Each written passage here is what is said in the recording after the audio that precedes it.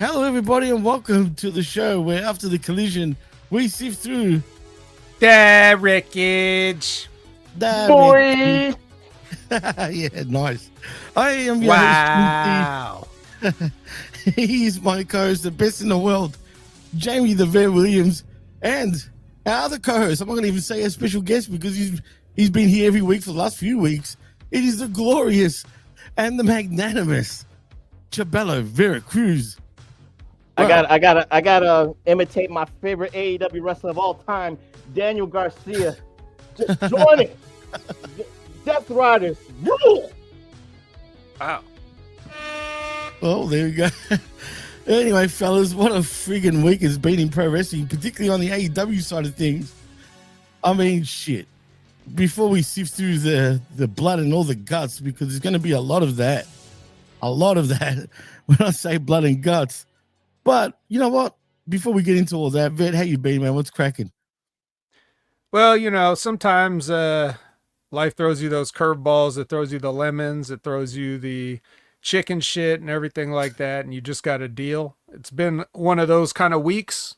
So, but I wouldn't miss it for the world to be here on The Wreckage with my guys. So thanks very much for, being here and everybody else watching too.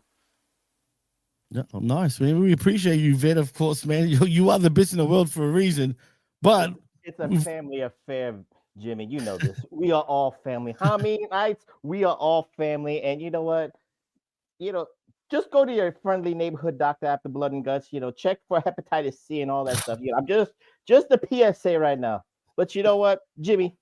I know maybe you have the breaking news. I don't want to go into it, but you know what? For Vet's sake, I know he's gonna be happy because maybe he did not know, but somebody, his favorite girl of all time, just became 13 times belts Moné. So I think for a crappy week it might have been. For Vet, Saturday night turned into, I can deal with all the crap that's going on in this world, but the reality is, as long as Mercedes Moné got another belt in her capper, it's all good. Baker's dozen money. No, 13. why? That's Baker's dozen. One for the baker. Hey, at least she's bringing the heat, man. That's for sure. You know what I mean? Damn Now right. the Marktards are going to go crazy like they have been all over the X, if you know what I mean. I saw that just before we went off the air, and I thought, is that for real? You know That's what I mean? 13 is one number. Another number is one. Because that's the ranking in the PWI women's 250 No for way. the moneymaker, the CEO. Wow, really? She made it. Well, you know what? That makes sense. I mean, when you think about it, you know what? Do you think she's had a better year than anyone in WWE even has in terms of the women? I mean, who cares about a mark question like that? But I mean, she's doing what she's got to do. Well, She's yeah, showing absolutely. up. She's coming to work, unlike some tag teams or whatever. So you got to give her that at least. No, absolutely. Prof, do you feel the same way? Has anyone had a bigger year than Moné has in professional wrestling? Vet doesn't want to do it, but I'll do the Mark logic. I will just say, when she's number one on PWI, I cannot dispute that. Nobody can dispute it. At the time of the PWI, it wasn't like she had the baker's dozen, like Vet said. I think it was because they always cut it off to a certain point. So at that time, she was already at 9 or 10 belts. So it is what it is. The stats show it. The numbers don't lie. Whether people like it, that's the difference. That's subjective. You know that, Jimmy. You know that, Vet. So it is what it is. But the numbers speak for itself. Whether I like it or not, that's not neither here nor there. But it is what it is. She's number one. Toni Storm is number two. We're not gonna go down the line, but that's where you could get subjective, Jimmy and Vet. I mean, who had a good year in certain terms of that Mark logic was Toni. Toni Storm and Mercedes. They dominated the AEW's women's division. The storylines were around that. That's where I would say that justifies 1 and 2 respectively. But if you want a stat pad, Mercedes is okay. But JC Jane, she was a double champion. Naomi had a great run before she was pregnant officially. She had a great run. Stephanie Vaquer was a double belts woman herself. So she had a great run. So again, subjective Mark logic, Jimmy and Vet. They could be top 5 in the professor's list, maybe in the wreckage list, but it is what it is. It's always subjective. Well, yeah, that's a good. If you want a real answer from me, I mean, the woman that had the best year for herself was Stephanie, easily. Like, if we're talking about, we're not talking about kayfabe stuff or whatever, but we're talking about like the way people get treated in the wrestling business, the way people, some people get shunned, moved to the side, politics, whatever. Mercedes is one thing because Mercedes made her name. She went around, she took that name around, and she get all these belts and everything, and she's doing her thing in AEW as well. I was the only person talking about Stephanie a year ago. Nobody else was talking about Stephanie a year ago, and you all know it. Everybody in the chat knows it. Everybody else knows. I was the first person of that name to come out of their mouth. Okay? Nobody was saying shit about her, and look at her now. So if we're not, granted, her creative is just, whatever. They just put her out there and it's blah, but they haven't beat her into the ground. So that's the important part. She didn't do no jobs or anything, right?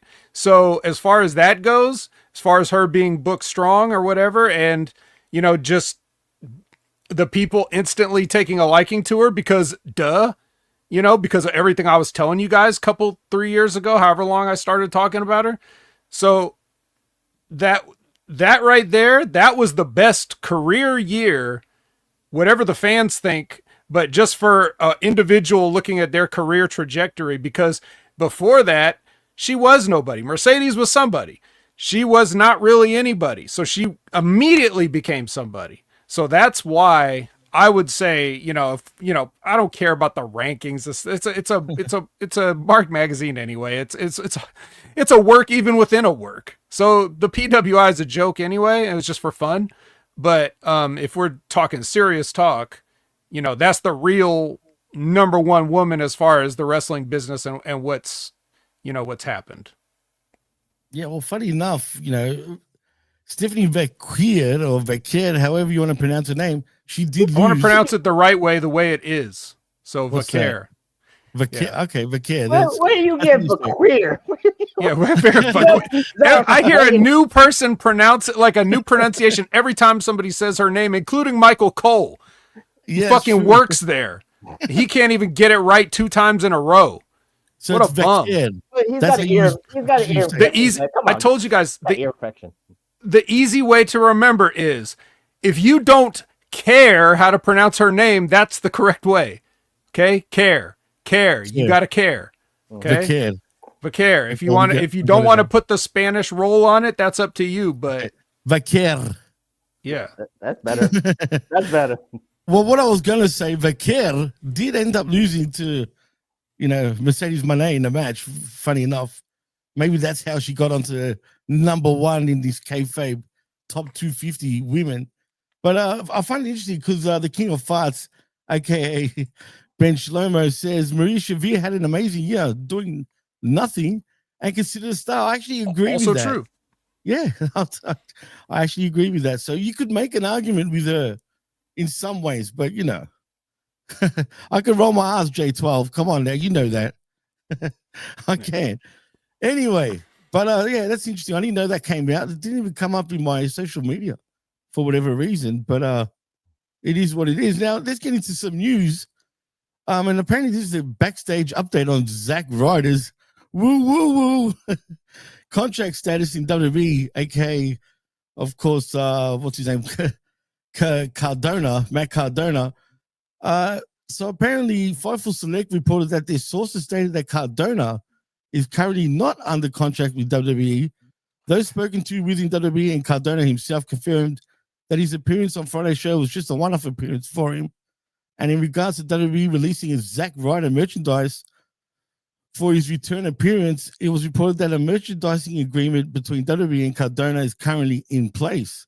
It was also reported that Cardona is currently scheduled to work at tonight's Impact tapings for TNA Wrestling at Full Sail University in Winter Park, Florida. And Cardona confirmed it via his Twitter. Vet, are you surprised? I saw the picture of Triple H pointing. That's I why thought that he meant a signed. contract. So Right, I'm a me little too. confused, but I'm sure he'll eventually make his way there. He probably just needs to finish up the other 1,200 engagements that he that he had prior, including being the JCW champion currently. That's Which true. you want to talk about. You want to talk about conflict of interest as far as like who's got heat with who and whatnot. So yeah, it was an interesting surprise there. To see him on SmackDown. The people kind of cared, but I get the feeling that a lot of people are just like, who? Because he hasn't been there in so long. So, it was a little mixture there, like a little tempered reaction, but a good reaction. So I just assume that he's just going to eventually going to end up there. He just doesn't want to lock himself down right now. And this like sort of merchandising agreement seems like a good compromise for now. Like, oh yeah, sell the merch. I'll get my cut. I'll sell my Matt Cardona merch also concurrently. So I'm selling merch under two names. Making that money. Still got my figure business. All that stuff. So things are looking good for the Long Island Iced M or Z, whichever. I like that. It's good. I mean, yeah, look, good on him. I mean, by all means, get your paper, man. And Prof, how do you feel about the Long Island Ice Z, or is it M, like the best in the world? The vet said. I have two emotions on that because when the music of Zack Ryder played, the woo woo woo, I was the first immediate reaction, and no, this is no hating, and I'm not trolling. It's like, wow, the aura is gone. Matt Cardona, for all the years after he got released from WWE, built up his aura. And he was a belt collector. So, some people are not talking about him being a belt collector many years ago. But it goes along with my subject. Like, if you care about belt collecting, it works. No one cared when Matt Cardona was a belt collector years ago. But neither here nor there. But he didn't carry him around at the same time as why. If only he had brought his little wagon, with his belts in it. I'm just saying, for purposes of what we've always talked about, he was a belt collector too, and no one talked about it, and no one cared when he lost those belts. But again, it's just that's not even the subject, Jimmy. It's not that. But when he came on Friday, and when you heard the name Zack Ryder, like, all I'm thinking about was he was in a wheelchair and Kane threw him off the ramp. All I'm thinking about is, when I don't know which girl he liked on Raw, but John Cena took his girl and he had that mean mug face. So every image I remember of Zack Ryder, and remember, he won the Intercontinental title at WrestleMania and then lost it to The Miz the next night on Raw. Those are my images. Those are my lasting images of Zack Ryder. So when he came out and being the mystery opponent for this, John Cena last time is now, when he turned his name into Zack Ryder, all I knew is he was going to lose. He was going to lose to LA Knight. It was clear sailing right there, Jimmy. I'm just saying. The aura absolutely is not there with Zack Ryder. The aura is there for Matt Cardona. He worked his image in the Indies. That was already disintegrated for the match he had with LA Knight. I'm sorry. It is what it is to me. Yeah, for a bit. One small interjection is the only thing that made the match with LA Knight in doubt was, are they just going to rib LA Knight that bad? If you're in the know, that match did have a very exciting, like, I don't know who's going to win this type of atmosphere.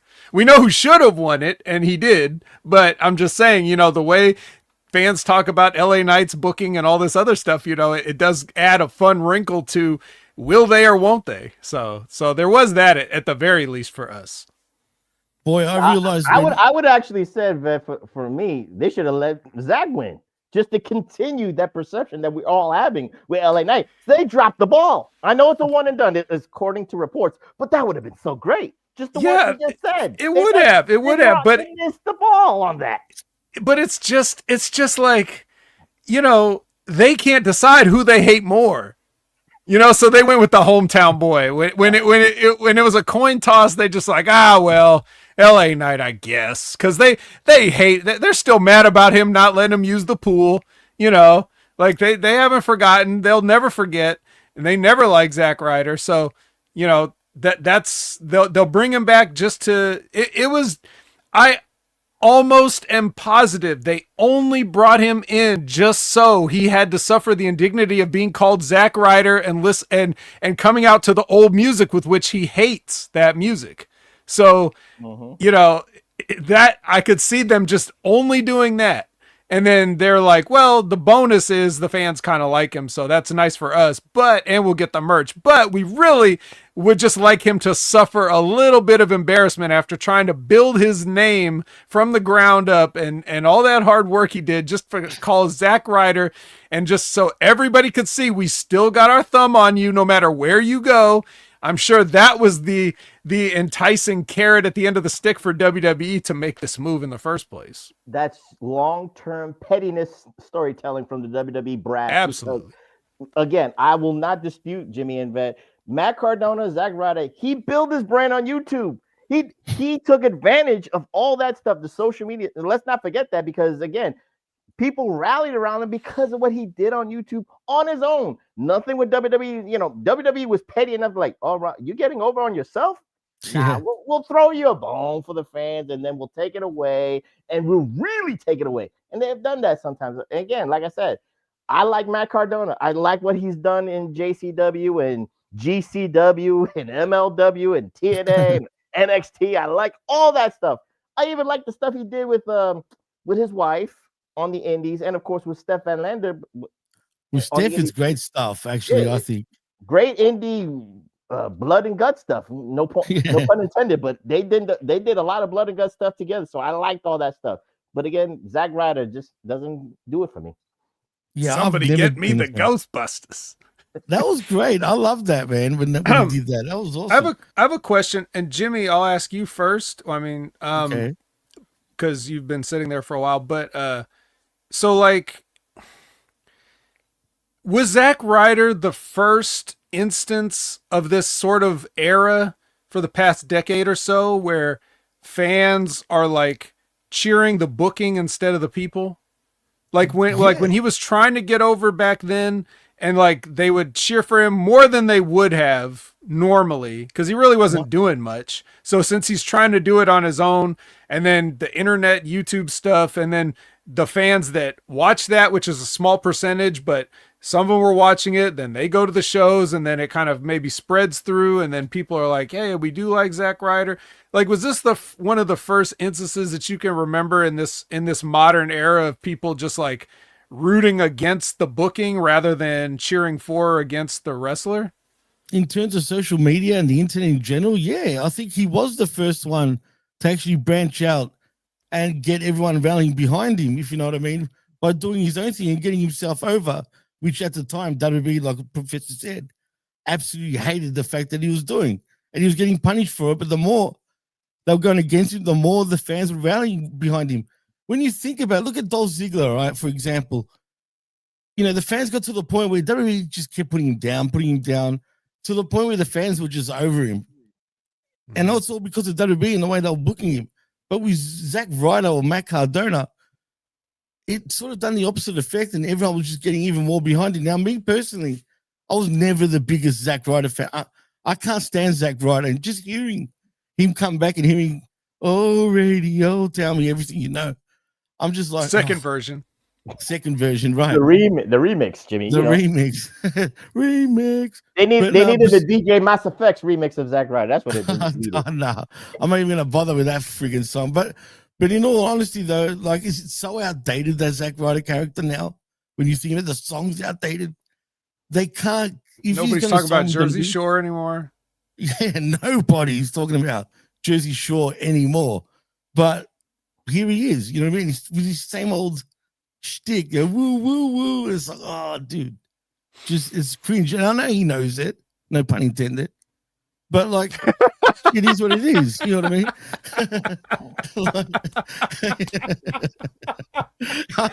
I made That's got to be the clip. That's the clip. Clip it. The fact that I popped him, that's got me like, whoa, I got him for once. Oh, yeah. But it's true, though. You know what I mean? So, yeah, that's my take on it. I'm just happy that I popped the vet. That's all I care about. So am I. Yeah, wow. There you go. Touche. But anyway, guys, I mean, Prof, how do you feel about that in general? Like, even though you pretty much answered that, but do you feel if he does come back full time, will he stay with his Zack Ryder gimmick, or do you think they'll allow him to be Matt Cardona? If they let him stay as Zack Ryder, keep him away from Chelsea Green. Just keep him far away, because then Chelsea Green will not get rubbed the wrong way with that bullshit. If it's Matt Cardona, then let Chelsea Green come into the fold and let them be what they are. They were on the Indies. So it's a catch-22. Well, anyway, I'm still laughing at the vet laughing. Just thinking about it is just popping me already. But let's get into other news. That was enough for Zack Ryder Cardona talk. It's way too much for Zack Ryder. And speaking Way of pop, cold-blooded. Whoa, what did he say? Oh shit! He said, "Here, take this money," is what he said.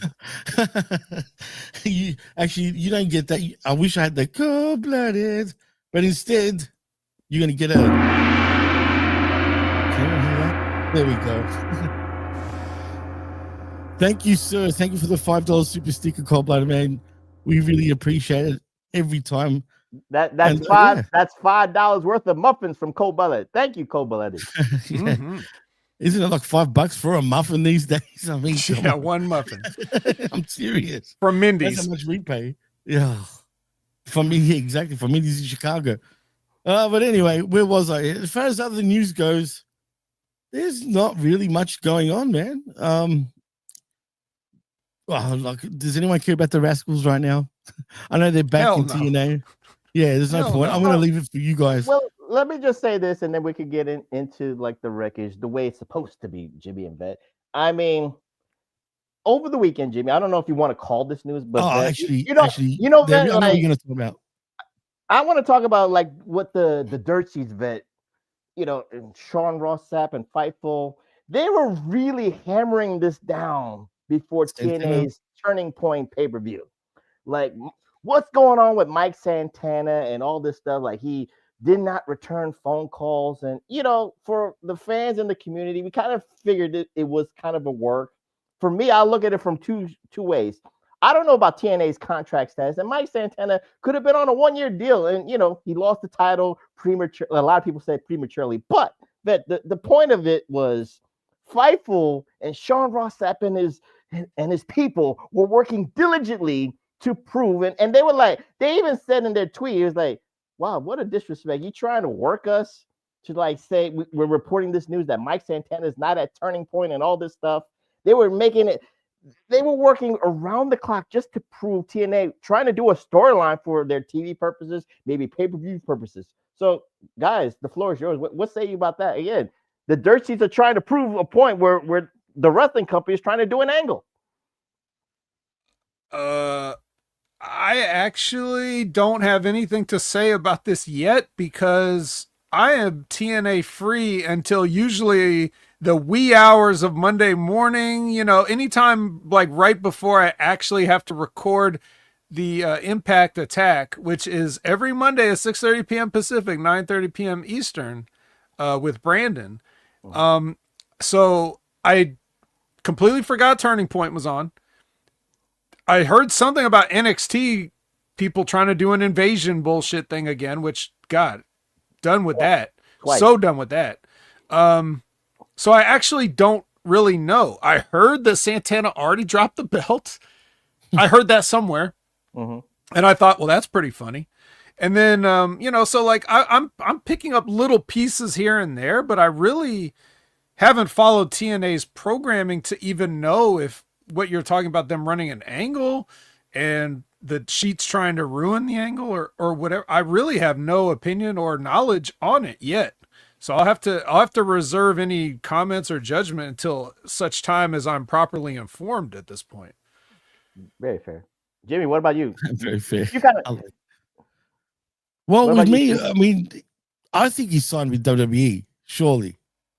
You know what I mean? I mean, that's the rumor, right? Right, he's gonna be, but you got to still do your TNA run and maybe commitments and stuff like that. Like I said, I don't know about the contract status of TNA because that was one of the reasons I think Scott D'Amore left TNA initially, because he did not like the cost cutting from the new regime of TNA management and all that stuff. So that's why he left and did his own Major League, Maple Leaf Wrestling and stuff like that. But again, like they made a conscious effort. And again, I'm not mad about that, but they made a conscious effort to try to ruin an angle they were trying to do. Was the angle good, in my opinion, guys? No, I didn't like it. I thought it was kind of stupid because, again, just like Vet was, he's like, I'm confused why they let, Mike Santana chase the belt for almost a whole goddamn year. He should have won it in New York. I know Vet will save this for the Impact Attack, but he should have won it in New York, but they saved it for Bound for Glory. They went dark for 4 weeks, then finally go back live, and his first title defense, he gets jumped by NXT, and then Frankie Kazarian cashes in his money in the bank, quote unquote. He wins the title, and then on the pay-per-view was the next day on Friday, so they did that angle, and then of course NXT. When you have an NXT invasion, Jimmy and Vet, with Lexis King leading the way, I guess nobody will take it seriously. So it's what it is on that. No, That's bad. The other thing is, I've been saying, if you've been following the Impact Attack, not even just the Impact Attack, whatever show I'm on here, I've said it, I'm sure, because these guys pop up in the news from time to time. I don't care about Mike Santana really, like as a performer, as a person, whatever. I'm sure he's a very nice guy, and I don't, nothing personal against Mike Santana. I'm just talking about Mike Santana, the TV persona, whatever, like not really that interesting to me. But even with that being said, I've been saying like TNA has been sabotaging him, Joe Hendry, anybody that has any sort of a spark of usefulness for that, let's be honest, nothing happened in company. Even if like the only thing that ever happened for them is this WWE partnership. They've just been floundering for years and years and years, and even since I've been covering, I've watched them start at the bottom and then go lower, like as far as like the programming, the creative, they if they have anything going on for them, they'll find a way to screw it up. So, burying Joe Hendry and Mike Santana, right? I mean, and Moose, but that's beside the point. Because Moose looks like he's staying, but if these other guys aren't, that's like, you got a partnership with WWE and you are definitely the small part of the partnership where they benefit almost in no way from working with you. And you're going to take the merchandise that they want and you're going to damage it before you hand it over to them. I mean, does that make sense to anybody? Nope. I don't know why you would do this. You're 100% right, Professor. The time to pull the trigger on Santana was New York. It doesn't matter if it's not the biggest show of the year. That was just the time. But they've been working on making sure that nobody there is over. Even to the point of Kalani Jordan just coming in and making a mockery of the Knockouts division with her no charisma having self, like actually on there doing promos and stuff. Like, really? You should have known better than that. Hey, Kalani Jordan is her. That's what she said on NXT television. She is. I wonder where she got that from. I wonder what version of somebody else's catchphrase that is. But you got a guy that's, she got a guy that she's dating that's not even in a position of leverage himself. He's got to really work hard to make it, and he's a mid talent too. So, the point is, what I'm trying to say is I don't understand what TNA has been doing for the past several years that I've been watching them, but they definitely have no idea what talent is, what a storyline is, what booking is. They don't know what they have, what to do with it. So I'm not surprised at any of this stuff that's been happening, in terms of like their ability to do it.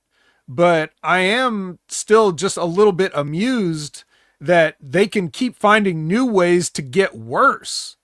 Because you would think they would have to bottom out at some point, and in spite of that, just because of this WWE rub, they've got more attendance and more financial figures and stuff like that. But imagine if they were actually hot. They would have filled up that empty ass Bound for Glory. They set a record in that building, but that building record is probably a much, much higher than what they actually set. Looked like they could have done 2 times that amount of people. That just goes to, when I watch Bound for Glory, for anybody that wants to say anything positive about TNA, I'll just put a bullet in it right here. Bound for Glory hard cam seats were empty. So fuck what anybody else has to say about TNA's prosperity. If you got hard cam seats open on your biggest show ever, you're a joke. But Jericho did say it looked like WrestleMania, though. Well, not technically. Yeah, it looked like the WrestleMania they had in COVID.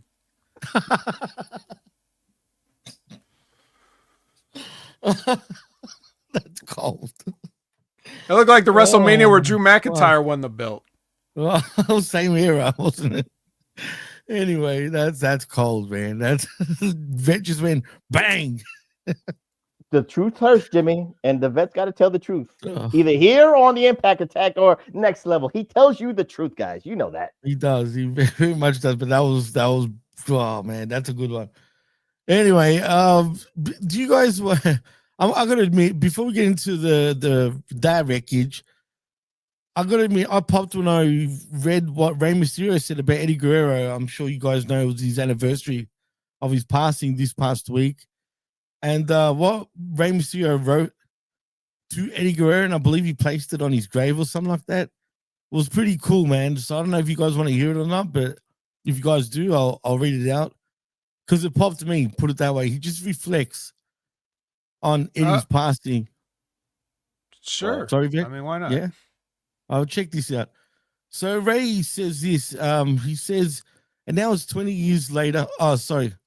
He also released this on the Players Tribute, by the way, paying tribute to the life and legacy of Guerrero and the impact he had on his life.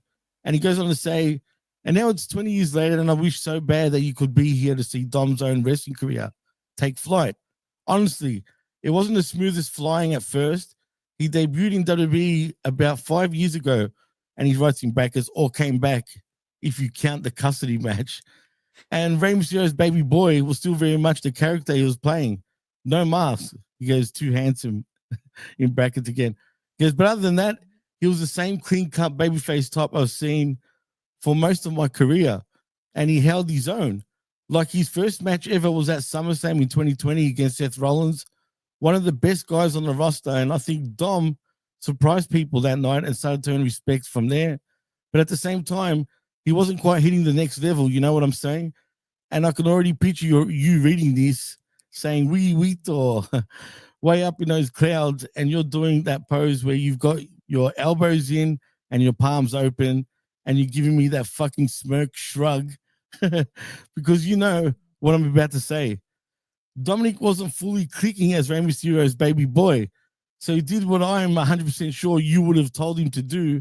He turned heel and basically became Eddie Guerrero's demon little boy, and that changed everything. And when I say you would approve of who Dom has become, Eddie, it's an understatement. You would love it because the wrestler he is now, it feels like a love letter to so many of the things that made you so special. He has the presentation down perfect, the sleazy no offense stash, that terrible no offense mullet, that ugly no offense jewelry and clothes. He's got that snake, that shit eating grin. He's got the innate ability to play off different people like you did with me and Batista and China and so many others. And I'll tell you the number one trait of Dom, that's a love letter to you, Eddie. And I bet you already can guess what I'm talking about. To say here too, the worse he behaves, the more they cheer. He put that in bold capital letters. And as you know, it's harder to pull this off than it looks. To be a bastard, no offense, who the fans want to embrace, flaws and all, because even at your worst, they can see something human at the center of it all. But that's what Dom has been able to achieve. Monsieur also gave his thoughts about no matter how much time passes by, he'll always view himself as Guerrero's little brother. And he said finally at the end, he goes, when I publish this letter on Thursday, it'll be 20 years to the day since you passed, November 13th, 2005. It's hard to believe, and it feels so unfair sometimes just knowing how much life I've gotten to live in those years. You didn't even get to see 40. That's still painful to think about. Me, on the other hand, I turned 50 last December. And he's like, nah, I can already see the evil grin on your face hearing that. 50, 50. Oh, hey, no. You old. I know. We thought it's true. But I'm running to you now, and I swear I could live another 50 years. And then when it comes to our friendship, I'll still be little bro. I'm forever your little bro, and you're forever my big brother. That's pretty touching, man. Very, very pretty touching. good. You just see it from there. I just wish that Dom would have just went into it and retort back, keep my father's name out your tribute right there. That would have been great. But again, it is a loving tribute to his big brother. You know, again, a lot of people miss Eddie Guerrero. We wish that Eddie Guerrero would have been alive today to at least enjoy certain people. We would already be booking right now, guys, what Eddie Guerrero could be doing and, you know, enjoying him. So, again, a loving tribute. I thank you, Jimmy, for at least doing that. I didn't even know that he did that. So, thank you. Oh, really? Oh, yeah. No, I thought I had to, man, because when I read it, I thought that was great. Vet, anything to say before we get into sifting? Well, you know that I haven't been the kindest person to Dominic over the time. Sometimes I feel like I'm the only dissenting voice or whatever. Yeah, I said it before Jimmy everyone else was the one. Jimmy hopped on the bandwagon and refused to jump off, and then everybody else jumped on after him. I'm still not on it, but I called it 2 years ago. I said Dom was going to be a heavyweight champion in 2025. I didn't know it was going to be AAA, but at least I got my right. True. He's got the belt before he actually got the weight. But I will say this. So like all that being said, you know, everything I said about Dominic, you know, but after hearing all that, you know, it really makes me think like I was right 100% because he's just coasting off of Eddie Guerrero and his real dad. So like he really would have absolutely nothing without these guys. And this beautiful piece that Ray wrote just crystallizes that in a way that just makes it so obvious that Dominic has nothing to offer other than people remembering way more over and better talent. How dare you, man? How dare you? It's in the genes. It's hereditary. Passed on from father to son. That is the legacy that Eddie has given to Dom. Yeah. That's second generation. We haven't seen second generation, you know, passed down this great, this worthy. Rey Mysterio almost buried his own supposed son, but the truth came out, and talent precedes that. And Dom is the guy right now. Not since Eric Watts have we seen. So, you know, let me just say, like, we're in the era now where, like, David Flair, if he were wrestling now, he could be that bad and people would cheer for him, you know? Like, this is what wrestling has come to. Like, we can take people with no talent, and as long as the only thing that Dominic has brought to professional wrestling is dinosaur-shaped chicken nuggets. That's it. There's nothing else. Everything else is somebody else's that he's just doing an ironically bad job of conveying to us. And we like that because we remember Eddie Guerrero. So we enjoy it, ironically. We know that, you know, Rey Mysterio is the real talent in the family. So we enjoy Dom, ironically. And that's just where we are now. So it's a commentary on the whole state of wrestling. I just want to say this, Sonic the Hedgehog. I can see where you're coming from too, bro. Like he says, people used to tell me Kofi is too small to be WWE champ, but now here we are with Dom. Nah, I'm good on wrestling for now, and I get it. I get where he's coming from totally. When you think about pro wrestling, right, you don't think of Dom in the sense of a pro wrestling and whatnot. So I get where he's coming from, but it's pro wrestling, dude. It's subjective. No one's really right or wrong. It's all about what you like and what you feel is good. You know what I mean? So. Yeah, it's all good. Yeah. Also, Kofi Kingston is really, really good. That's the other thing, right? That's and he didn't have a dad or two dads to lean on. You know, he had to do it his own way. But he had to fake a Jamaican accent just to get over first. Come on, that was fun. Well, he didn't have to. He didn't have to, but he somehow did. I would look at that as even more of a plus because that's something he had to overcome. You know. Yeah. Well, Zane says, why are you mentioning David Flair when Charlotte is right there? And he goes on to say, because you don't know professional wrestling. Come on, Zane.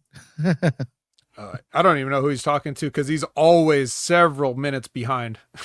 Yeah, that's true. That's true. Well, yeah, I Do wasn't not, talking about do David not, Flair. You were let's close this out. Do not ever put Dominic in the David conversation of Flair. Eric Watts, David You Flair, started? Richie Steamboat. I can name some bad ones right now. What? Oh, Let's Richie go with that. Steamboat. Yeah, Richie Whatever Steamboat. I'll happened? get to that. He Yeah. never got out of Florida, man. Did he get hurt? Did he get like a career-ending something? That's Well, what they want. That's what Thanks they to want you to Macho Man, believe. you talking about? That's what they want you to believe. No.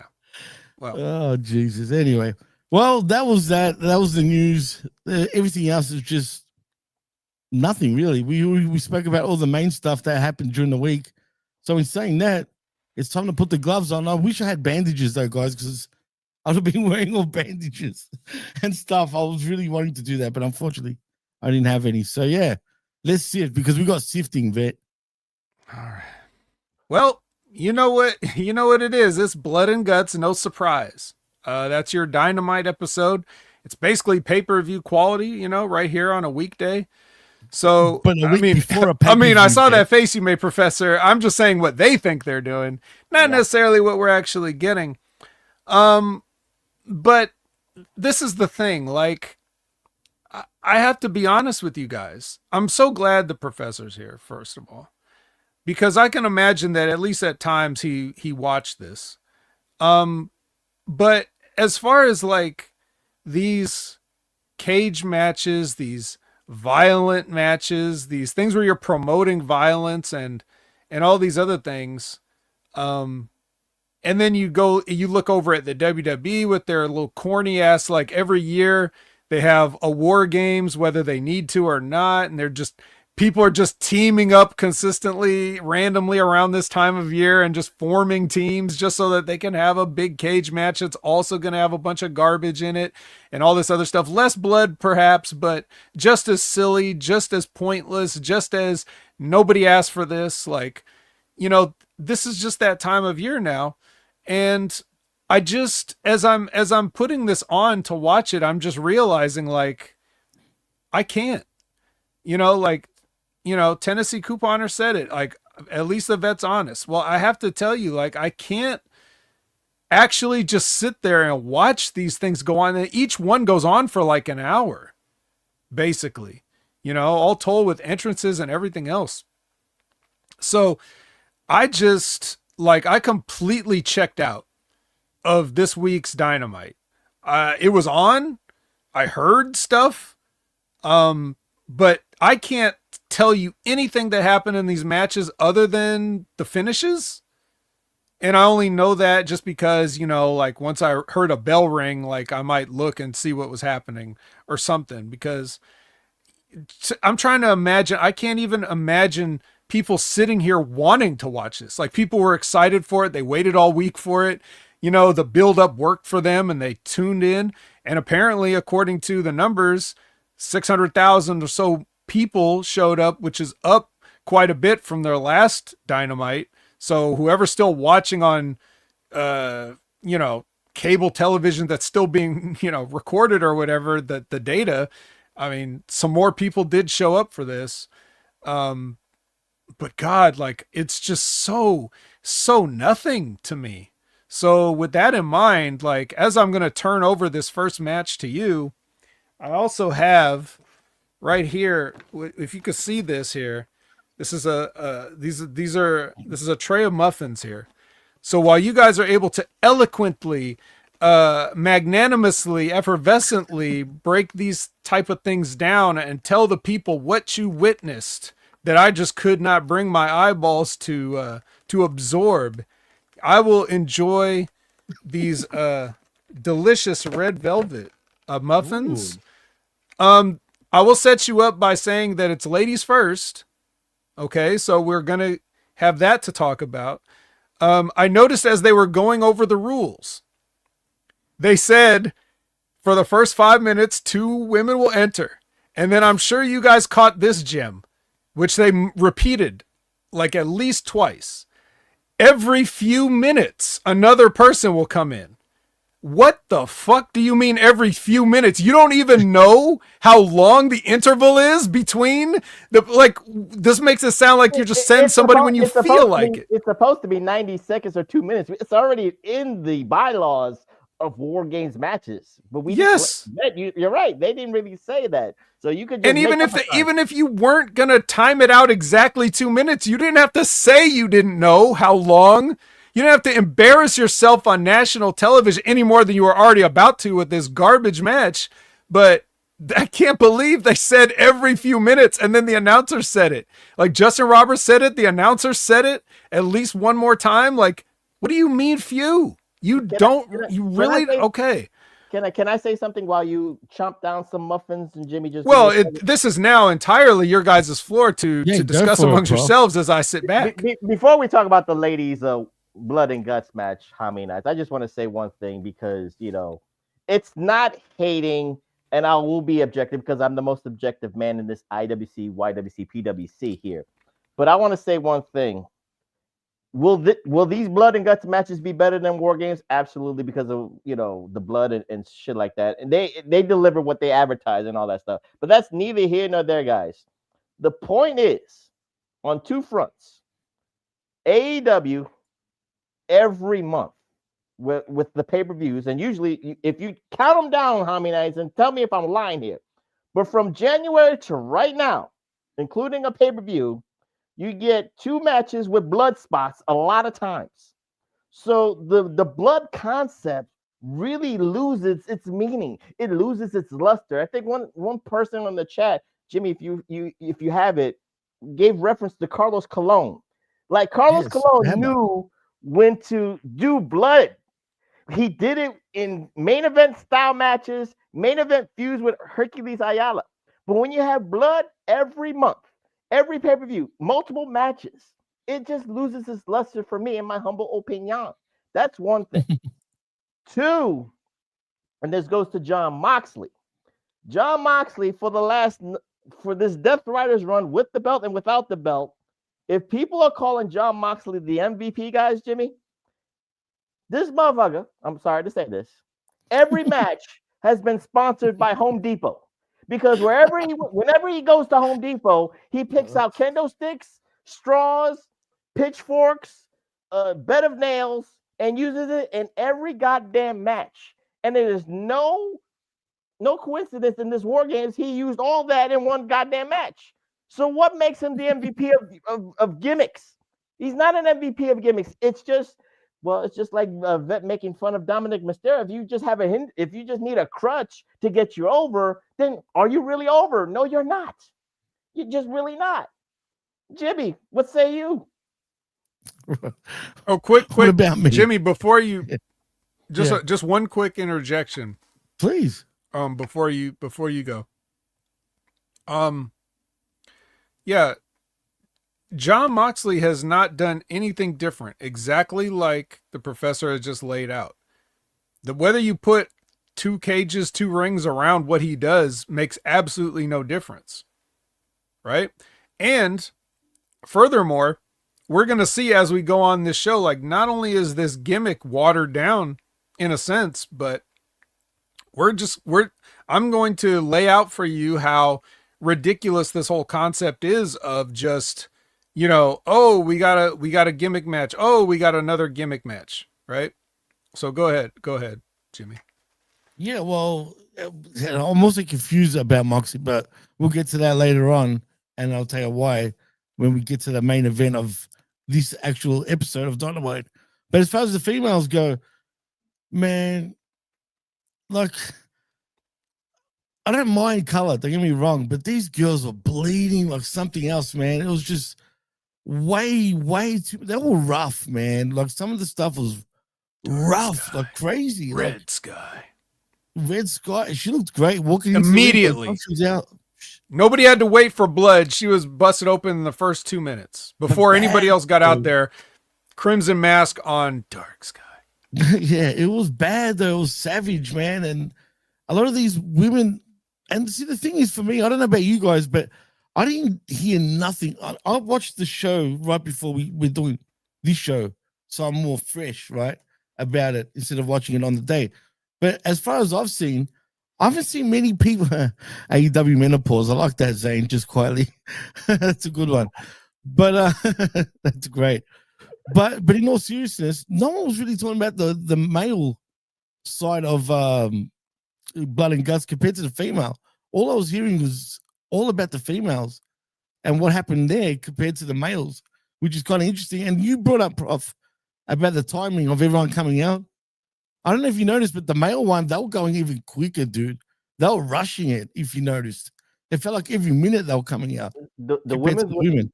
The women was better than the men's because in the men's, we'll talk about this.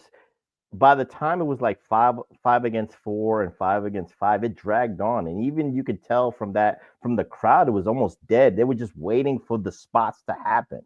The women, why people are saying the women's War Games or Blood and Guts match is better was because it's the first. So we cannot deny that. It was the first. Exactly. And now every woman gets to showcase her talents. And you talked about Red Skye, Vet, and there were spots where I think it was what was it, Julia Hart and Thekla going through getting out of the cages, which was a nice spot. And the psychology of what they did at the end, if we want to say this, where Toni Storm, well, it was kind of funny because the way they kind of like took out like 3 of the other girls of the baby faces and focused on 2 of them, I kind of liked it. But I guess the logic, there was a lot of logic gap just to get to that. The problem with both of the men's and women's Blood and Guts matches that I had, Hami Nights, was this cage with a roof is supposed to keep everybody inside. But most of the shit that people pop for happen outside. People falling through tables, Darby going through a fire table. So what's the sense? What's the point of having a cage to keep all the combatants and all that having a big payoff happening when you're going to do spots on the outside and on top of the cage and shit like that? So it is what it is. But the women's match, the way they ended it, I liked it. But then to get to that point, and I'll say this, and Vet, no hating, but Mercedes Moné did not need to be in this match. It made no goddamn sense. I think it was just name value alone. For her being 13, 14, 15 belts Moné, you could have replaced her with another woman in the AEW women's locker room. You could have had. You did not need her. You did not need Kris Statlander. You did not need 6 against 6. You could have done just fine with the Triangle of Madness, Megan Bayne and Marina Shafir. You did not need Mercedes Moné. That would have been fine. I think they just added it for name value, and it is what it is. I mean, let's be honest, though, Prof. Do you feel like did these women really hate each other that bad to the point where they had to be in a War Games type of match? Like, come on. I mean, I don't buy it enough. While the Vet's eating those red velvet muffins very good, he just said it. Like, when you have War Games with less heat, you know what I mean? The women were bunched up together. That was like week after week that they were putting together, just like the WWE side of the War Games. At least on the men's side, again, I'm objective, Jimmy. The men, at least that's been 9 months in the making. The best fighters are the antagonists, the conglomeration of the heroes, and Darby's the captain and the Enigma. That was fine. But at least that's long-term storytelling. To get there, the women was just all lumped together. That's the difference for me. And before we continue, Liz says, ladies, Hayter is off to see Black Phone 2. Have a great show. Thank you, Liz. And we're sorry that you're leaving us, man. Yeah, damn. But tell us how the movie is. Obviously, I'm sure she'll probably enjoy it, I assume.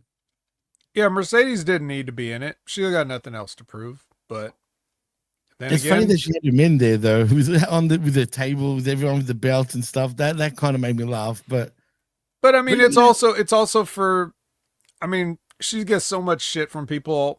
It's like, if she wasn't in it, people would be like, oh, you don't want to be in it. You don't want to get dirty, even though, she's like, I was in attendance for the best women's cage match I've ever seen, which was Becky Lynch versus Sasha Banks at Hell in a Cell. Oh, did you go to that? Yeah. That's the famous one that everybody hated because of the Seth Rollins and the Fiend match where they stopped the match. Jesus Christ, I remember that clearly. And thank God those women got to go first, because nobody would have had time for anything else on the rest of the show if they had done that any earlier. But so, anyways, just so that everybody knows, what the professor was alluding to is that Mina Shirakawa was being bludgeoned right in front of Toni, so she had to quit for her. This dramatic storytelling of, oh, I love you so much that I will, rather than see this continue. It's like, why the fuck are any of you even here? There's no issue. There was no issue before this. Like if an issue centered around Toni Storm and somebody, or Mina Shirakawa and somebody, or Toni and Mina versus two people. But no, it was just, well, we have to do this, so here's the people who are going to do it.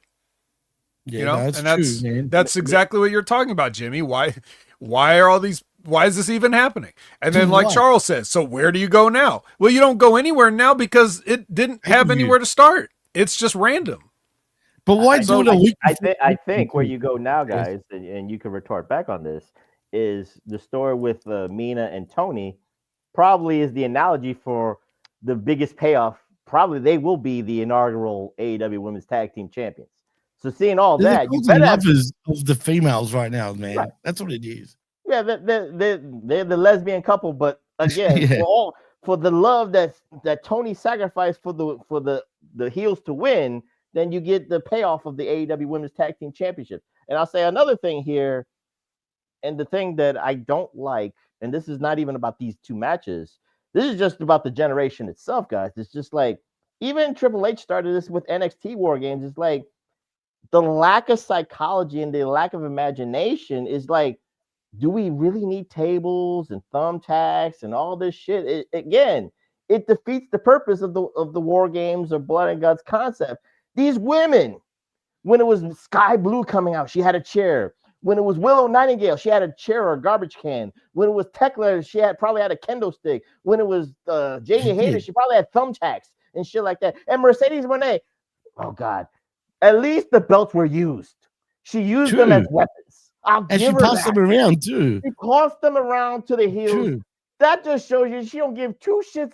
The TBS. Well, it would have been better if she. Yeah, wait, don't touch the TBS title. That's right, cool. Especially with Bayne. But touch this lesbian heavyweight championship. You could have that. Use that as a weapon and shit like that. Take the Arabian Women's Championship. I don't need that one, but don't touch my TBS championship. That's gold. But again, weapons are needed. Again, cheap pops, cheap thrills.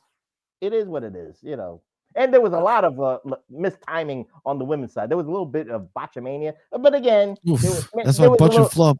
No. But I'll give the girls a little bit of credit. They were probably nervous. They were trying to showcase their talent. So I'm not over-tried even. Right, they were over trying it. You're right, Jimmy. They were over trying it, but it's not me knocking them. I give them A for effort for trying to they want to prove that they can hang with the guys. This could have been a main event quality match and all that stuff. So. But there were botches, there were timing issues, but it is what it is. That's expected. It's the first time. They worked 3 times as hard as the guys were on that. Right. Did anyone do an Arabian Women's Championship facebuster to pay tribute to Sabu or no? Anything? Unfortunately, we didn't get that, but we did get a chair throw, like a Sabu chair throw. Wasn't it when Toni jumped in? She threw the chair towards Bayne, I think, run into her head. When she jumped into the ring, Prof? I don't know. It's hard when you have a lot of weapons, you just don't know which one are being used. But the ones that you remember, like I said, Mercedes Moné, at least there was a reason. There was storytelling for having 13 titles. She used it as weapons for Blood and Guts. She's smart, dude. She knows the hate she's going to get, and that's how she's wrecking everybody, man. All the marketers, including a lot of podcasts I've listened to that should know better. Which is hilarious to me, man. They don't know better. And they don't fucking know better, bro. And it drives me nuts. It's so funny.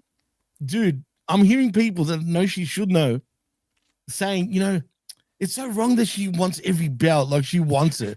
Like she wants every freaking belt. It's like and I'm just like, dude, it's the heat. She's doing it for heat. You know what I mean? You're falling for it right now. Right. She's doing exactly what you want. They're trying to find new ways to get heat while everybody's cheering for furniture. And then when people succeed at it, like, I don't know, a Mercedes or a Ricochet or whatever, right? The people, they don't even understand what's happening to them. They don't even realize what's happening to them. They don't know why they're so mad all of a sudden, And they're or like getting mad at Seth Rollins' clothes. Like, why does he got to dress like that? Like, wow, you really, wow. This is wow. Wow. Amazing. we can't have logical discussions of critiquing when it's just, oh, I just don't like it for that purpose. Yeah, it's really Stupid. it's really elementary school trolling right there.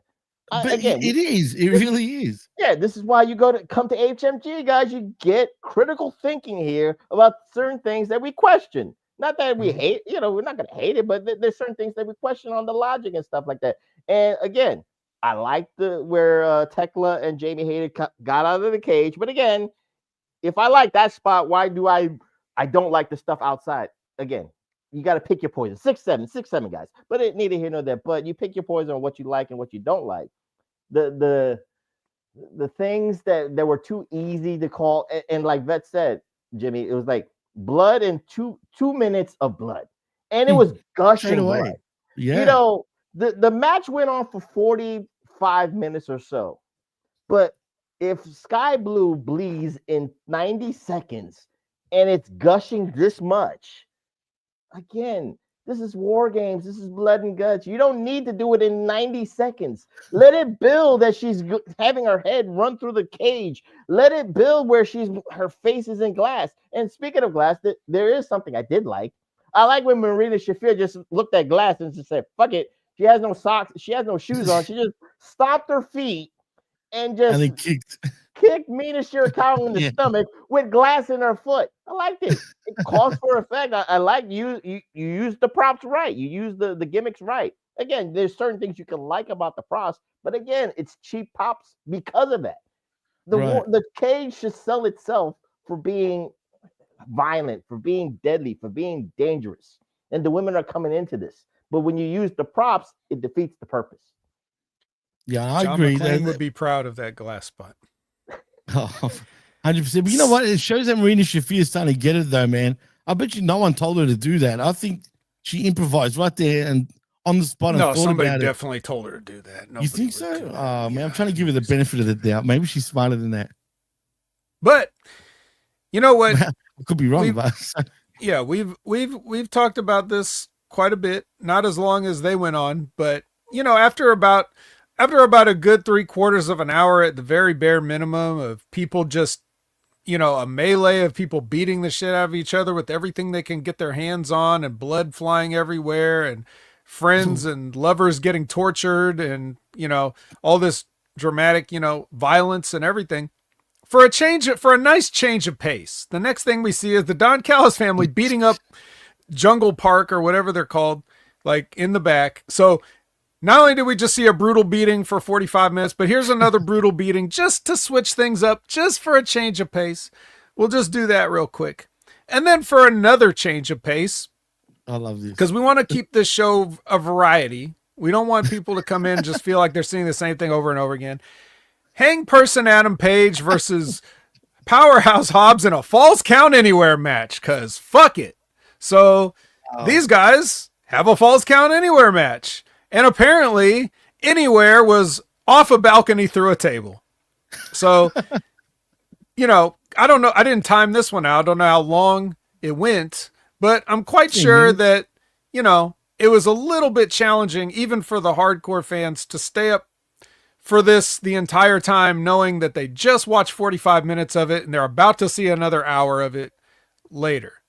So what's your assessment, Jimmy, of this Falls Count Anywhere match before we get to the I just want to match? point out before you get into a prof, especially, man, did you guys see the spot on the table where he backdropped Hobbs and he landed on his butt, man? He literally bounced from his butt. And if you pay attention right after that, he ran to the chair, man, like to sit down on it. I reckon his collarbone copped a beating at that spot, man. I'm telling you, it looked bad to me.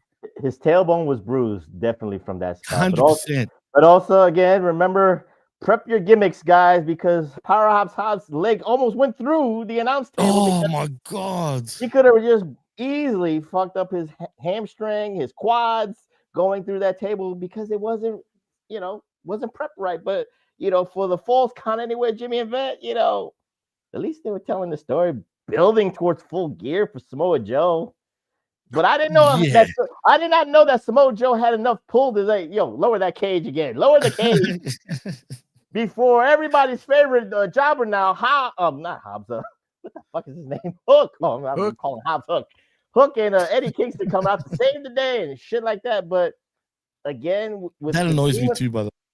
At least for the Falls Count Anywhere guys, there was no blood. It was just, they went through some tables and stuff. I was happy to see no blood. I popped for no blood. I can't believe it. And it's not They even a kept joke. their guts inside, safely inside where they belong. No blood. Well, I'll just tell you this. So afterwards, of course, there's going to be a schmoz with the ops and New York shit coming out and everything, like Professor said, lower the cage, whatever, all this stuff.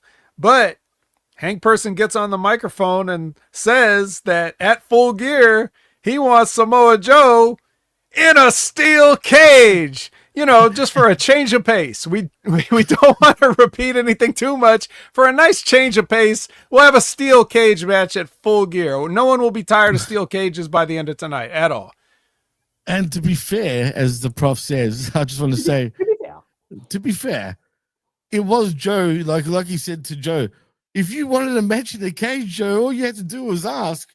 And that's how he set up, obviously, the cage match, because obviously Joe lowering the cage, I guess he thought, well, geez, you want a cage match? Let's do it. But what I don't understand before we move on, guys, why is an event like this a week before a pay-per-view? That's not how you sell your pay-per-view. The hell it isn't. Are you kidding me? What works better than hot shotting? More hot shotting. The hottest of shots. God.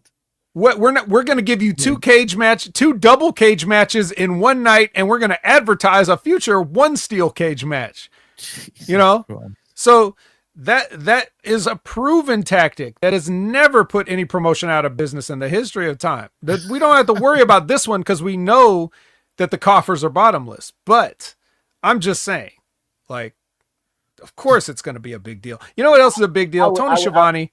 I would say this before you keep your thought there, because remember, at least we have to be fair here within the community and all these podcasts that talk about this.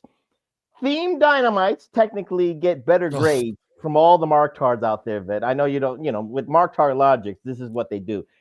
It's Jimmy that hates the Theme Dynamites. I hate it too, man. Most mark card podcasts love Theme Dynamite. They love the Blood and Guts. They love the Fright Night Dynamite, and they love all the other bullshit behind it.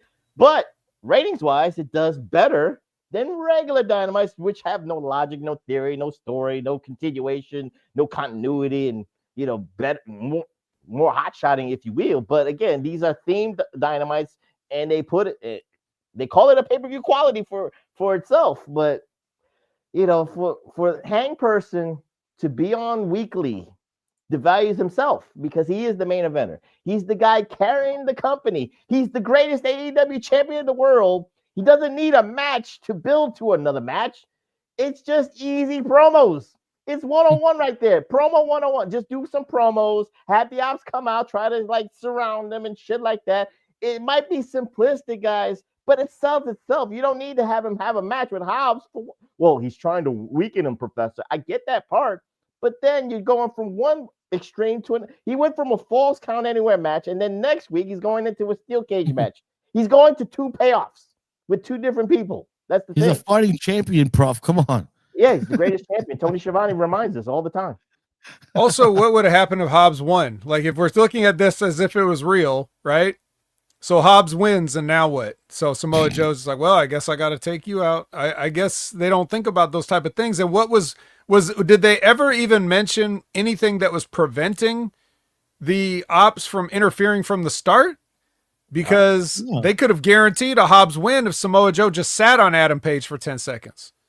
Or just held him down. Oh yeah, I'm sorry. It doesn't have to be 10 seconds because this wasn't a last man standing match. It's just a normal Falls Count Anywhere match. So, they could have just held him down and Hobbs could have pinned him. But then what? So, I don't know, man. But let's just move on to Tony Schiavone, who's going to intro Ricky the Dragon Steamboat. Oh wait, hold on. Before you talk about this, as much as biased as I am, what Vet's going to talk about, I'm not going to retort. I'm not going to say he's wrong. This was bullshit. And I blame the writing. I blame the creative team. I do not blame the talent on this. It's but unfair. It's just the bullshit segment. Go ahead, Ben. I'm sorry. Oh, well, I was just going to let everybody know that the Dragon was out there. Ric Flair was promised to be out there, but was not out there. What happened? I could have sworn that was. Planned, they said it, but we should have all known that was going to happen for one reason or another. Right. Then FTR and Big Stoke interrupt, of course. They interrupt the Dragon, and they come out, and they take a long way towards threatening to beat up Ricky Steamboat until Brodito had to come out and save Ricky from a beating. Well, he does get some offense in, too, for the fans that want to see 70-year-old Ricky Steamboat throw some hands. He threw a little bit of hands, and yeah, I don't really have anything to say on it one way or the other because, you know, even though I agree that you know, it was nothing that anybody needed to see, I was also just like, well, this is just another thing I have to sit through until we get to the next thing that I'm going to have to sit through. So don't really have an opinion on it one way or the other. Jimmy, I don't know. Do you agree that this was not the best? It was weird, first of all, but I did get a kick out of it because, first of all, was a Cash Cashton should never, ever wear a singlet like that to the ring ever again. That was friggin'. He looked like a friggin'. I ain't saying nothing, Jimmy. Go ahead. Just like I said, I'm blaming creative. It's all creative's fault. Not giving him the wardrobe right. They're not doing wardrobe right. They did not give Ricky Steamboat a proper script to talk about because he was rambling. It was a mess. Why are you going to need? I understand the North Carolina connection with FTR and Ricky Steamboat, and supposedly Ric Flair was supposed to be there, but Ric Flair said, "Nah, I'm too smart for this shit. Nah, it's okay. Check clear. I don't need to be there." Yeah, I know. I was actually sad that Flair wasn't there. That would have been hilarious. But I started doubting myself. I was thinking, I could have sworn Flair was announced for this. So I'm glad you actually brought that up, Vet, because I thought I was tripping for a minute. Maybe I was hearing things. I'm quite sure also that, you know, they did give Dragon a script or whatever. He's just not going to remember it because it's 70. So, like, he always does this. Like, every time he's ever done this, like, gone out there after a certain point in his career, well, mostly when his career is over and he has to do promos and stuff, it usually ends up like this, you know, where it's just a very honest portrayal of an old man, you know, just out there, just because everybody knows, like, whether it's in your family, whether it's just strangers at the grocery store, or whatever, you know, the old men will just talk to you and they just won't stop. So it's very accurate. It's the most realistic thing on this program, what happened here, actually. You know, so I'll give him that at least. But it's time for a change of pace. So we have a blood and guts match. Yeah. This has men in it this time. Well, yes. I mean, I use that term loosely, some of them, but you know, they were in it. They were all in it. They did it. They had it. It was on. It was an hour. Everything I said at the start of this, you know, still maintains throughout the men's match. I'm an equal opportunity apathy victim here. So as these men go about their, you know, garbage match bullshit, I will let you guys talk about it and what you have to say about it, what you haven't already said, while I dig into muffin number 3. Go for it, Prof, because this, I felt by this point I was kind of done with the blood and guts thing, man. I was done with the blood and guts thing. Like I said in the beginning, it dragged on after the fact where it was at the 5-4 advantage and the 5-5 that they were that the fans were a little bit tired. The fans were they were just waiting for the spots to percolate, if you will. But I'll say this. I don't want to give credit where credit is due. If it's Tony Khan or somebody, it ain't Tony Khan, it's somebody else. But they found a way to give the advantage back to the antagonizers. They found a way to give the advantage back to Death Riders by writing Mark Briscoe getting attacked by the Don Callis family behind the scenes, and making they were supposed to be at the disadvantage. They were supposed to, it was supposed to be the good guys getting the 2-minute. Well, they didn't even say if it was going to be 90 seconds or a 2-minute advantage, but they were supposed to get the 2-minute advantage. But they properly booked it where Mark Briscoe got attacked, and then it was kind of even Steven all the way through. But with that being said, that was the only thing that I liked. Everything else was sponsored by Home Depot. Everything else you saw was just the same thing that you would see in Combat Zone Wrestling, Game Changer Wrestling, and now in AEW. You just see kendo sticks, table spots, pitchforks, bed of nails, thumbtacks, glass, shard glass, Shanks. What the hell? Wait, I know Jon Moxley wants to go to prison because he you're right. He wants to bring a shanking because that's basically what's shank, left, bro. Basically, that's all that's left for him to bring is to shank somebody in the sides, so this way they could go down. Oh my God, they got me, and something like that. That's all that's left for Moxley and Jimmy and Vet for the ending. Again, I was hoping that Tony Khan listened to the wreckage because we needed Vet's thing to come to fruition here at Blood and Guts.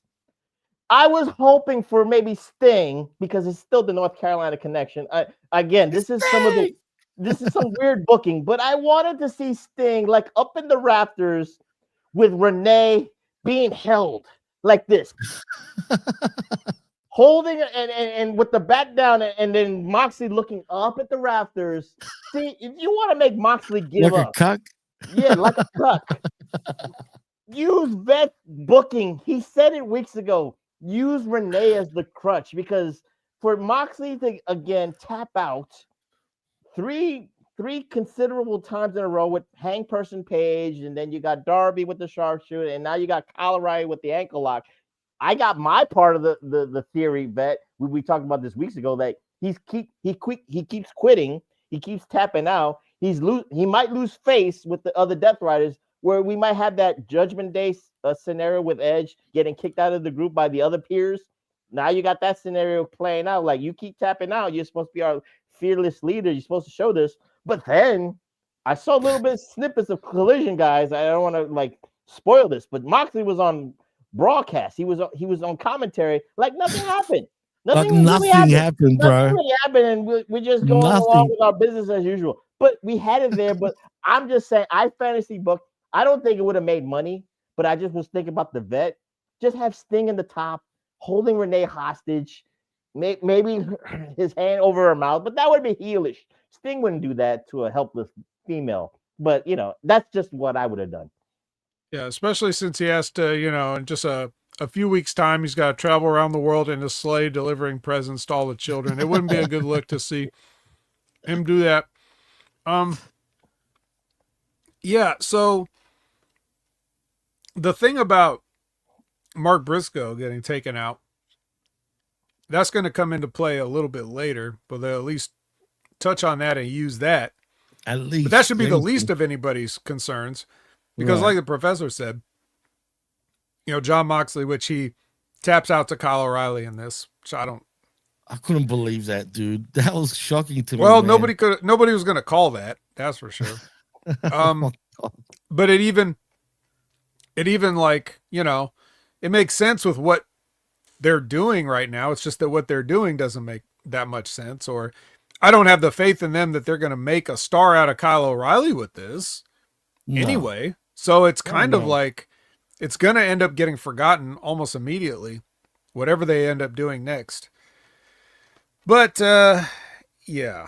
And to think in closing, Jimmy and Vet, I'll say this: Kyle O'Reilly and Roderick Strong are veterans in the War Games Blood and Guts concept, but it's kind of funny because on the NXT side, Undisputed Era main event players in the War Games scenario, conglomeration, Kyle O'Reilly and Roderick Strong just didn't feel the same aura. Am I wrong, Jimmy? Am I wrong in that? No, you're right.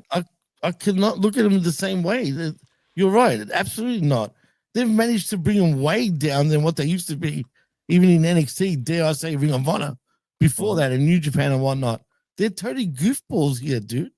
Really, that's all they are. They're a bunch of goofs.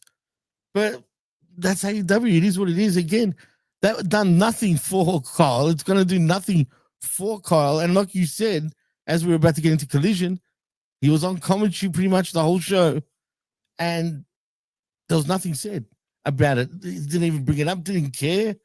It just didn't matter. You know what I mean? I don't understand. If I'm booking Jimmy and Vet on this, since Kyle O'Reilly got the tap, right? Right. People said, "What's the end game? Maybe for Kyle O'Reilly, what do you do?" Well, we got that not NWA, but AEW National Heavyweight Title. I mean, he could be in that Casino Gauntlet Battle Royal. You could reward momentum with more momentum. Am I wrong with that? Am I wrong there? He's not gonna get it though. That's the thing. No. He ain't getting it. Yeah, I don't know what they're doing. But I mean, you bring up a good point about them having a bigger stage and feeling more small time. And a lot of that, like you guys watching at home, it's probably just you take it for granted because pretty much most of us, if not all of us, have just been watching wrestling for years, whether it's nonstop, whether it's in and out, whether it's casually, whatever, you know, but it's hard to understand from just the fan standpoint at home watching how much production can make or break even the smallest things. Like the reason that people are shitting on the reason that people will say, like, when they see these New Japan guys come over and they'll say like, man, this guy used to be good in Japan and whatever, and now they suck in AEW or whatever because they're all old and broken down. Well, some of them are a little more older and broken down, but really the difference is the levels of production between New Japan and the way they shoot wrestling versus AEW is huge. And a bunch of nobodies that have no idea how to shoot wrestling is night and day different. Any weaknesses that these wrestlers have, New Japan is very adept at covering it. WWF was like that too. Like anybody that looked like shit, you know, they knew where to cover that up. And you don't realize how bad some of these people are till you go to a live show. You know, like I remember watching Chuck Taylor, you know, on Ring of Honor and stuff and being like, man, Chuck Taylor sucks. But when I went to see him live, I was like, oh my God, he's worse than I thought. Because you could see through everything. Like when you're right there and there's no camera angle to hide it, and you can see how much space there is between all of his stuff, how everything he does looks phony and slow. Like, you know, you could really get exposed without the proper camera work to cover it up. So NXT, obviously, the WWE production is pretty much top of the line. I prefer New Japan. I think they're neck and neck, and I think New Japan does a better job of making it look like sports. WWE does a better job of making it look like what they want it to look like. But that's the difference. When you're watching those War Games matches and stuff, you got real people that all they do is plan this out. And they've got agents working together to make sure that don't miss this, be over here when this happens, yada, yada, yada. And yeah, it's not perfect all the time, but they're pretty good at it. But AEW, I don't know who to blame. Because Keith Mitchell, I think, retired. So whoever they got over there now, it's like an understudy of a guy that was an understudy of Kevin Dunn or something. It's not the same level. So even the stuff that Toni books that could be good, and in his mind, he obviously thinks it's good. And when he puts it on paper, he thinks it's going to be good. But then when they go out there and shoot it, it's probably not how Toni pictured it. You know? 100%. Because he doesn't know how to tell him how to get the shot. He's not a movie director. So he doesn't know how to create what's in his head with the cameras. He only knows what he wants to see. And I bet you every night, Toni goes out there and he says, everybody did great. It's a great job, blah, blah, blah. He tells everybody, but in his mind, I'm sure he's like, that's not what I was thinking. I'm sure of it. Because we know how these very, like, you know, anal retentive, like specific fans get about little details and things like that. And if he's a stats guy, he's a details guy. And if he's a details guy, he's got to be completely disappointed with everything that goes on all of his shows, because I'm sure it's not what he saw in his head, you know, or he doesn't get the reaction that he wants or whatever. So I think that's a long-winded way of, you know, kind of explaining what I think you're seeing there, Professor, you know, as far as the difference in how the same guys doing basically the same stuff can be so different. Yeah, it's crazy, man. And we also get speaking of New Japan, we do get what's his name again? Jeez, how did I go blank? From New Japan at the end of the match. Gabe Kidd. Oh, Gabe Kidd, that's it. He turns up again. Oh, yeah. I'm sick of Gabe Kidd already. Jeez, what is he hasn't been around and you're still sick of him. That's what I'm saying, right? But whatever, man. He turns up, obviously helps them pretty much win the match. But and I'm talking about the Dick Riders. Well, not the Dick Riders. I mean, he was trying to help the Dick Riders, but it didn't happen. And then No, what's it called? Colorado. He took out what you call it, Darby Allin. He took him out of the cage. Yeah, but to no avail anyway. No, it was the fire spot on the table because of Gabe Kidd and Pac. They took him out. So it's kind of like off the top. Right. Rather than in a match where apparently you could do whatever you want with no consequence, rather than just lighting Darby on fire, they just pour the lighter fluid on tables instead, and then just toss him into the fire so that he's in the fire for 1 second, and then rolls out because these guys are sadistic. By the way, I know I wasn't paying much attention, but I remember Darby chasing people around with a stun gun a bunch of times. Did he use it in the match at any point? No, it was Gabe Kidd that came with the stun gun in the end, I think. Oh, that seems weird. I feel like Darby should have just had it and tased everybody immediately, but well, weeks ago, Darby even had a flamethrower, so he didn't bring that into the war games either. So. Yeah, well, I understand that you could get winded with that on your back and everything. Yeah. The tank. I can understand. What's stopping him? Just bring a gun. Is that too easy? Is a gun too easy? So you just come in and shoot everybody? Imagine I don't know. Oh, God. Well, even if it was a revolver, you got 6 shots and like how many people's on the team? You could. if people could watch a DDT match with a gun spot, we could do it in AEW too. So we just have to find the right town and the right scenario for that. If Cold Blood saying, "Give me that 1, 2, 3 kid, pal." 1, 2, 3 kid. Yeah. I miss the good old days of, Brian Pillman and Steve Austin. Like, we just need more guns. That was crazy too, man. At that time, I thought, what the hell? But anyway, look, it didn't live up to the women's in some ways because the women's was such a train wreck, but in some ways, in a good way compared to the men. Because it was timed right. It was time. The flow of the women was great. The men was dragged on because it was supposed to be 2.5 hours. They didn't need 2.5. I mean, you could have done that stupid 5-minute overrun. You could still got the same thing without dragging on to a lot of things there. That's the thing I looked at it from that. And everyone came out every minute as well on that side of things. Call me crazy, call me a cynic, guys, but I nitpick too much. But after all this story with the Death Riders, again, the ultimate payoff for Kyle O'Reilly, I get the reason for Kyle O'Reilly tapping on Moxley. But again, there was 2 guys in this match that needed better payoffs.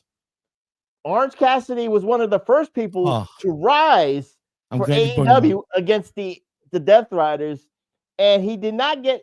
I don't think he even got that minimal payoff in my mind. And then, of course, Darby already got his payoff from a match previously, so he made Jon Moxley top. So I don't expect, but I think Orange Cassidy, from the inception of the Death Riders, not invasion, but takeover, if you will, guys. He was the guy that should have really came up big, getting kind of like the win. But I guess Darby's not a submission specialist. I guess that's, but he's like, whatever. I don't know. I mean, he could have done a whatever kind of figure 4 leg lock, but he needed to have the Scorpion Deathlock, you mean, that he's been beating people with? The whatever lock. We could rename it, but it is what it is. You know what was stupid before we end this? I just wanted to point out because I've forgotten it, and then you brought up OC and reminded me. You know when he got the staple gun and used and stapled his hands in his pockets? Mm-hmm. That is going to be the dumbest shit I've ever seen in my life, man. Like, seriously, what, you think he's not going to just go, you know what I mean, hands out, and it's all good, even though it was like 10 minutes later. It felt like. Home Depot staplers are very good and very tough, so it takes a while for him to get it out of his. Are they that big that it goes through your hands too into the jeans? But if you're going to do it, but Jimmy, again, logistics. If you're going to do it right, then he has to have like razors in his pockets, so this way it makes it look like he has blood. So this way, when he gets it out of his pockets and he does his shit, he has blood in his hands, so he can beat up people. Keep it consistent. That's all I'm asking. He needed a freaking nail gun. That's what he really needed, not a Staples gun. Don't give Tony Khan ideas. You know somebody's watching this. You know this. That's true. Yeah. That's true. But that's Oh boy, Jimmy dropped out. Well, he's had enough.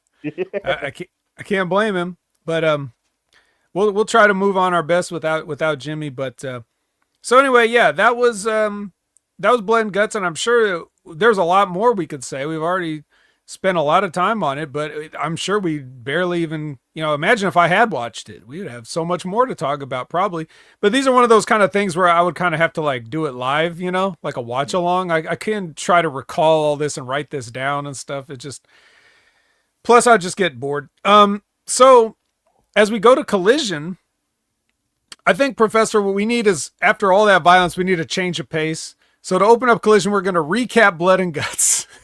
Just so everybody that didn't get a chance to watch it, but somehow tuned into Collision, is going to know what's been going on and how things shook out from Wednesday. And then we're going to start with, okay, so let's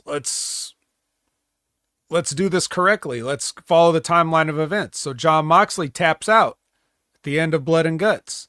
Okay. Kyle O'Reilly's the man. Jon Moxley's a punk. So what's the best way to follow that up? You have Daniel Garcia, Wheeler Yuta, and Pac, who is very proud of himself for what he did to Darby Allin, but still a loser.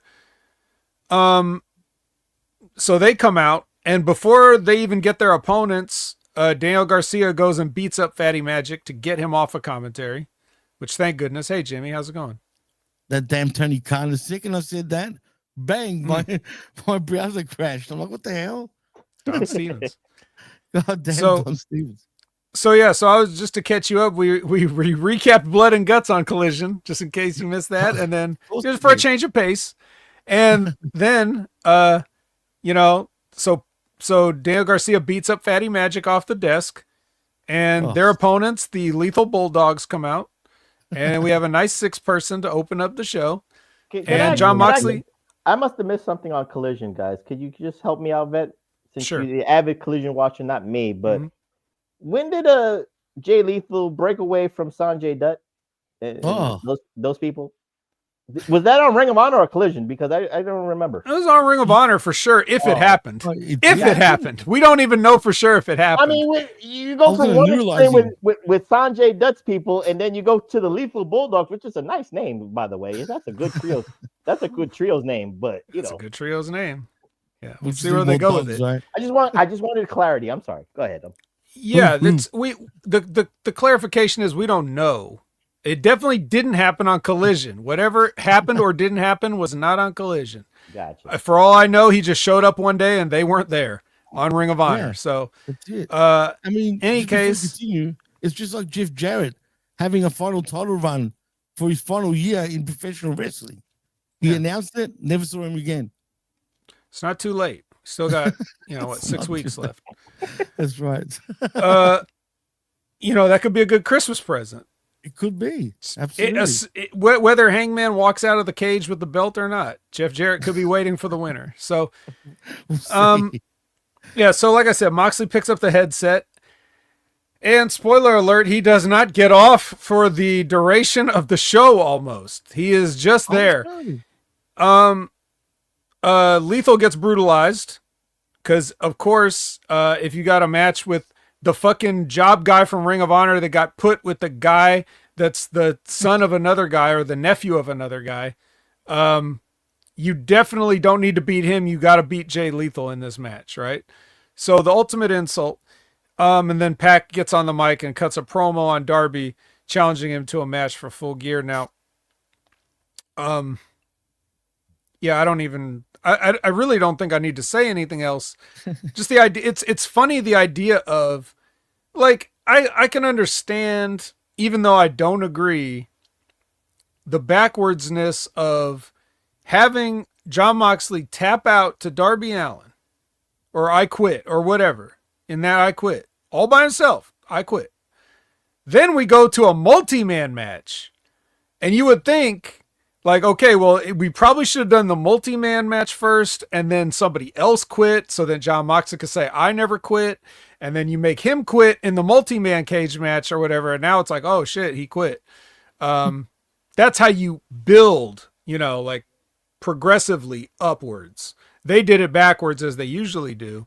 But now, Jon Moxley's just out here on commentary watching his guys, and then they take the guy with the most experience and the most savvy when you got two tiny, milky white jobbers right there ready to give up, and they can't even do that. They got to beat Jay Lethal, of all people, who's just being a good soldier and deserves so much better. You know, what else can you really say? You can't. It's true. Yeah. Dude, even see, Jimmy agrees with me. He's got to go. That's just how we do it here. He's jealous of you because you had all those muffins, so he's looking for those muffins. That's why he's got. Supposedly the Wi-Fi's not working, but he's going for his muffins. I see. But let me ask you this, Vet, and then you go into the next segment, because I understand the critique about Jay Lethal taking, I guess, the fall here, if you will. I mean, it should have been Dynamite Kid's son. It should have been who else is in the match? Exactly. The next thing I was gonna say is, if you can tell me the name of the third guy on the team. I don't know. See, even Jimmy can't even do it. He had to run away from it. Yeah. If you could tell me the third guy on the team, then I could tell you even have the breath to start making a case that Jay Lethal should have done the job here. So then, are we doing an arc for Jay Lethal's payoff against Moxley? Because everybody suffers first, and then there's a payoff after. So it probably is consistent. Maybe Jay Lethal will finally overcome the odds in a couple of months. He makes Moxley tap out at a future themed Dynamite. One can only. Well, anyway, let's move on though. Lexi is with Aussie Open. You remember them, Jimmy, right? You hate them. Yeah, of course. Absolutely. Yeah. Big, bad, fatty Mark Davis, and of course, Carl Fletcher. How can I say his full name? Protostar. The Protostar. That's right. Then Lexi is with Toni Storm and Mina Shirakawa, and they do a promo too. And Mina's got the cartoonish like one bandage wrapped around the head, you know, like a Looney Tunes cartoon when they have to show somebody was injured, so they wrap the one bandage around the head like a headband. Yeah, that's good. But at least we got a story coming out of this, because we know that Toni is on the warpath against 5 women. So all these women will benefit from Toni Storm and Mina Shirakawa, unlike somebody else in the AEW Women's Division roster. That's all I'm saying. You assume too much that anybody's benefiting from anything. Like for example, Mark Briscoe, is he going to benefit from a strong win against Mark Davis here? Because he's got to go up against the great Kyle Fletcher, right? So the best way to do that, as we know, is to give him a strong win against this guy that just shows up sometimes, you know, and yeah. And that's exactly what happened. He got a strong win with the Froggy Bow. So now I think he has a chance against Kyle Fletcher. Although he's technically somebody that doesn't need a strong win. Because a lot of the times, the person that gets the strong win is a guy that also hasn't been on TV for a minute. So they need to remind everybody that they exist and can win. And then they pull somebody even more obscure out to do a job. Usually it'd be Shane Taylor. Then that person goes on to beat Shane Taylor, and then they go on to lose whatever title match they get. You know, we Jimmy, you know, we invented the strong win gimmick, so we understand how this works by now. But yeah, so Mark Briscoe goes over Mark Davis. Christopher Dales and Scorpio Skye are doing a promo by themselves. Yeah, Scorpio Skye. No top flight. Welcome back, Scorpio. We haven't seen you. Mm-hmm. Yep. Welcome back. He said, hey, I'm Scorpio Skye. Remember me, and I'm going to do my best. And he did the fist thing. For the win. Yeah, for the win. Then where's that UFC guy to put Scorpio Skye over? I forgot his name. Yeah, I don't know. It was working. It was working for a while. And then the minute he left, you know, and who you're talking about is Dan Lambert. Oh, thank you. Yeah, the minute he left, it was. Dan Lambert was great, though. I actually love these promos. He was something. Josh Alexander's great. You know, he attacks Michael Nakazawa. I wrote down in my notes Tozawa, and I was like, that's not right. As I was just looking at that, I was like, no, that guy is actually people. Some people know him. This guy, Michael Nakazawa, is Kenny Omega's manservant, and Literally. that's how, that's how Josh is trying to get at Kenny Omega to by crippling his manservant with an ankle lock, and there Why you go. the hate, man? What happened to Canadian love between these two? I don't come know. on. I don't know. The Not best really sure. Canadians. No need for violence. Well, I mean, he already inadvertently crippled Kenny's one best friend, so now he's gonna working cripple his other best friend until Kenny's out of friends. Just remember, Jimmy, different province of Canada. There's always true. That's true. You're right. All right, MXM TV. Was this 4 weeks straight? They got crazy. Oh, I popped again, and then I was disappointed. So here's the mistake they made. We talked about production earlier. This is a different kind of production gaffe.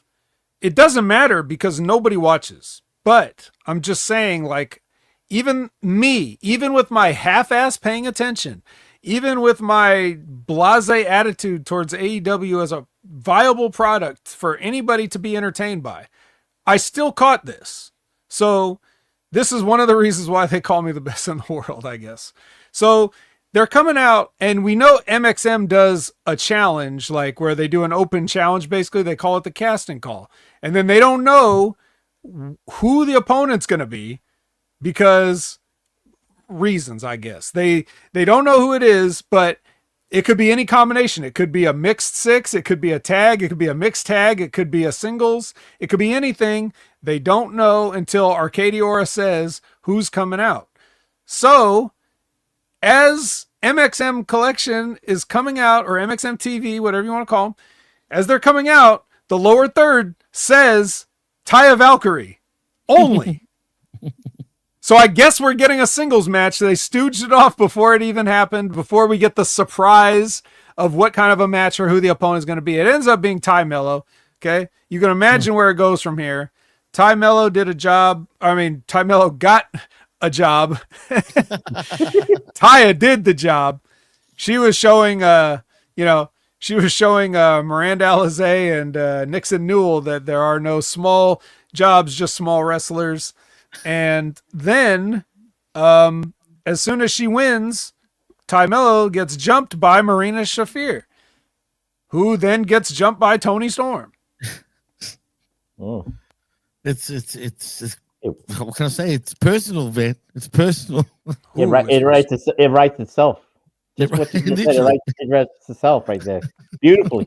Beautiful. It's a good thing Marina went out there and did that instead of minding her business. That way Toni could get her hands on her, I'm kind of confused why Toni came in for the save and not Anna Jay. I'm just saying. Keep it consistent. It's for the tournament. Forget. I'm sorry. I can't even blame the fact that Anna Jay has a big butt, and that would probably cause a speed impediment, like for her to get down there, because Toni has a big butt. So that ain't it. I don't know. That's true. All right. Nothing wrong with big bucks, guys. Nothing wrong with big bucks. No, I absolutely can't not. lie. Yeah. No, you can't lie. Neither can I. But I could lie and tell you I paid attention to Kyle Fletcher versus Scorpio Skye in the battle of the cheese sandwiches. So I won't lie to you. I'll tell you I didn't pay attention. Brainbuster by Kyle. Is that what happened? I walked out. I went to the restroom, so I actually missed this match. Is that basically what happened? Were you in there for like 20 minutes? Did you have like a stomach virus? Because that's the only way you could have missed the whole thing by going to the bathroom. That long? It was a while. I guess I was a while there. Yeah. Jeez. Mark Davis does come out to attack after to add insult to loss, or injury to loss, or injury to insult, whatever it is. Mark Davis comes out there, and then Top Flight and Mark Briscoe run off, the Callis family, or the Aussie Open, basically. And they have a promo battle. Mark Briscoe versus Kyle Fletcher. I'm sure you could tell who won, but Kyle Fletcher did get the last word in. But he did make one interesting point. And I say interesting in the most mild of terms. He made it a point to say that the Don Callis family had nothing to do with Mark Davis nothing to do with Mark Briscoe getting taken out at Blood and Guts. Sure. He seems to say it. He didn't say it in the normal facetious way a heel would say it when you know they did it. He made it sound like he said it in a way where he's like, yeah, we really didn't have anything to do with that. So if that's a little breadcrumb or whatever to follow for where the story goes next, who did? If the Don Callis family didn't do it, who did do it? Oh God. If they do that, Jesus is that really a breadcrumb or a muffin crumb? Let's think about that. Ah, good question. It's all bread. So yeah, there's that little thing to chew on, regardless of what kind of a crumb it is. Yes, Lab Rat. It's true. It's damn true. Mercedes won her 13th belt with no signs of stopping. At all.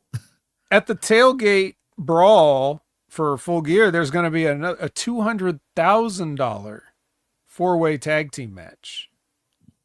Now we know that's also on the show. We're going to have the $1 million match, but here's like a fifth of that on the line in this tailgate brawl. So a promo by everybody participating in that, which I forget who they all were. It was like the Acclaimed and some other people. So look forward to that. So Tony Khan is taking all his profits from the pay-per-view buy rates from the gate for $1,200,000 matches. 2 matches that is going to cost them $1,200,000. $1.2 million. Yeah. Yes. So then what's left for Tony Khan to spend on staff, crew, everything, finances, everything? We're not banking on profits to pay people. That's all coming out of pocket. So yeah, I'm just saying. Yeah, maybe even some of the the rights for even being on TBS and TNT is coming out of his pocket. True. Renee is doing the voiceover for a package on Statlander versus the CEO, all 13 belts. And then we get Alex Windsor and Riho, the new Ultimate Team with matching gear and very nice, versus Hyen and Maya World. So we know who this would have been if they had stuck around for 3 more minutes. But instead, oh shit! Instead, they get a nice tune-up match as the Tony condescending the choppers overhead to Oh, was that you? Surveilling, it's surveilling what's happening here. He doesn't like this stuff here over at the West Coast installation. This match did go a bit over 3 minutes. And they gave Hyen and Maya World that offense that I think Nixon and Miranda were looking to get. But so, serves them right. Yeah. But of course, Windsor and Riho are going to pick up the win. And then Mina Toni does a promo on screen because they are going to face Windsor Ho on the first round of the tag team tournament. Windsor Ho. I like it. You got to pick. Windsor Ho. You got to pick for who's going to win these guys. Just for you to say Windsor Ho, I hope they win. That's just a great name for a pimp to say to a woman. Windsor Ho. True. Windsor Ho. Where's my Windsor Ho at? Give my money, Windsor Ho. Yep. Give me my 1.2 million. Windsor. Kyle O'Reilly has a sort of like one of those, it's like a combination package and promo thing, like special now. Put in the footage and the music and he's saying a message. He's basically saying a message to Jon Moxley. Like, you're a bitch and I beat you. That's basically what he said. Now, remember, keeping in mind, Jon Moxley's been on commentary for this whole show. I haven't been talking about it other than when I mentioned it at the top, but he's just been sitting there talking about all these matches he has nothing to do with. And you know me, I watch this shit at double speed. Yeah. And Jon Moxley, even when I was just listening, Jon Moxley had like these long pauses in between some of the stuff that he was saying. So his mind is not racing a mile a minute per se. But imagine how it would have sounded if I was watching it at normal speed. It would have he been was very those must low. have been like awkward dead air silences from He what screwed he was up. I think McGuinness and Shivani during commentary, I felt they changed their tone completely, and it just felt off. For some reason, he would whisper a lot too. He'd be like, I don't know, he's weird, man. He's a weird guy. So wait, maybe I'm like rushing ahead, but did they confirm maybe Kyle O'Reilly against Moxley for Full Gear? Because that's the only not logical thing to do. Yes. Oh, they yes. did? Okay. Yes. I missed You were that, probably yeah. in the bathroom again. But Yeah. what happened was, what I was getting to it, which is after they play this package, I guess, for the house, Jon Moxley is so mad that he gets up off the desk and grabs the house mic and cuts a promo back, basically saying, like, yeah, they didn't confirm it for Full Gear per se, but he did say any match, anytime, any place with Full you or your conglomeration buddies or anything you want, like whatever type of match. It's like, motherfucker, you just had the ultimate type of team match and you lost. You personally lost. What is there? That's the whole thing. You've got no legs to stand on. You literally, because you tapped out to a knee bar. So you should have no leg to stand on and challenging anybody for anything. And they're not even trying to like sow the seeds of discontent as far as like, yeah, why are we listening to you, quitter? You know, they're not even hinting at it. And you know what AEW hints, they don't do it subtly. It's very much like hitting you over the head with a trash can lid or a cookie sheet. So I don't know what the hell they think they're doing, but anyway, now we're excited for Kyle O'Reilly versus Jon Moxley. Part 3.5. I guess, yeah. I mean, if you count, Blood and Guts. Lexi is with Ty, and she's got a message for Mega Fear, which is, we're going to beat you up. Me and my buddy Anna, who's not here for whatever reason. And then Jimmy, it's a return to form for Collision. It's the All-Star 8-man main event where you have Sammy and Roosh, and we could call this LFITR maybe. It's Sammy and Roosh teaming up with FTR here to take on Juice Speedo. Didn't they call it that? Juice Speedo? No, they should have. That's another vet original. No, it's Juice Robinson, Jet Speed, and Bandito. So Juice Speedo. I see no objections. We'll go with that. I'll go with that. Mm-hmm. They sound like Speedos though, Vet. Like literally. That's kind of part of the joke. So this match was the usual that you can expect. 4 guys on each side doing stuff. But here's the surprising part. Bandito hits a 21 plex and pins Roosh. Is it surprising anymore at this point when it comes to Roosh? You're supposed to pin somebody from FTR to give us some intrigue for Full Gear. Strong win, remember? Yeah, the strong win from Bandito, but at least to get some,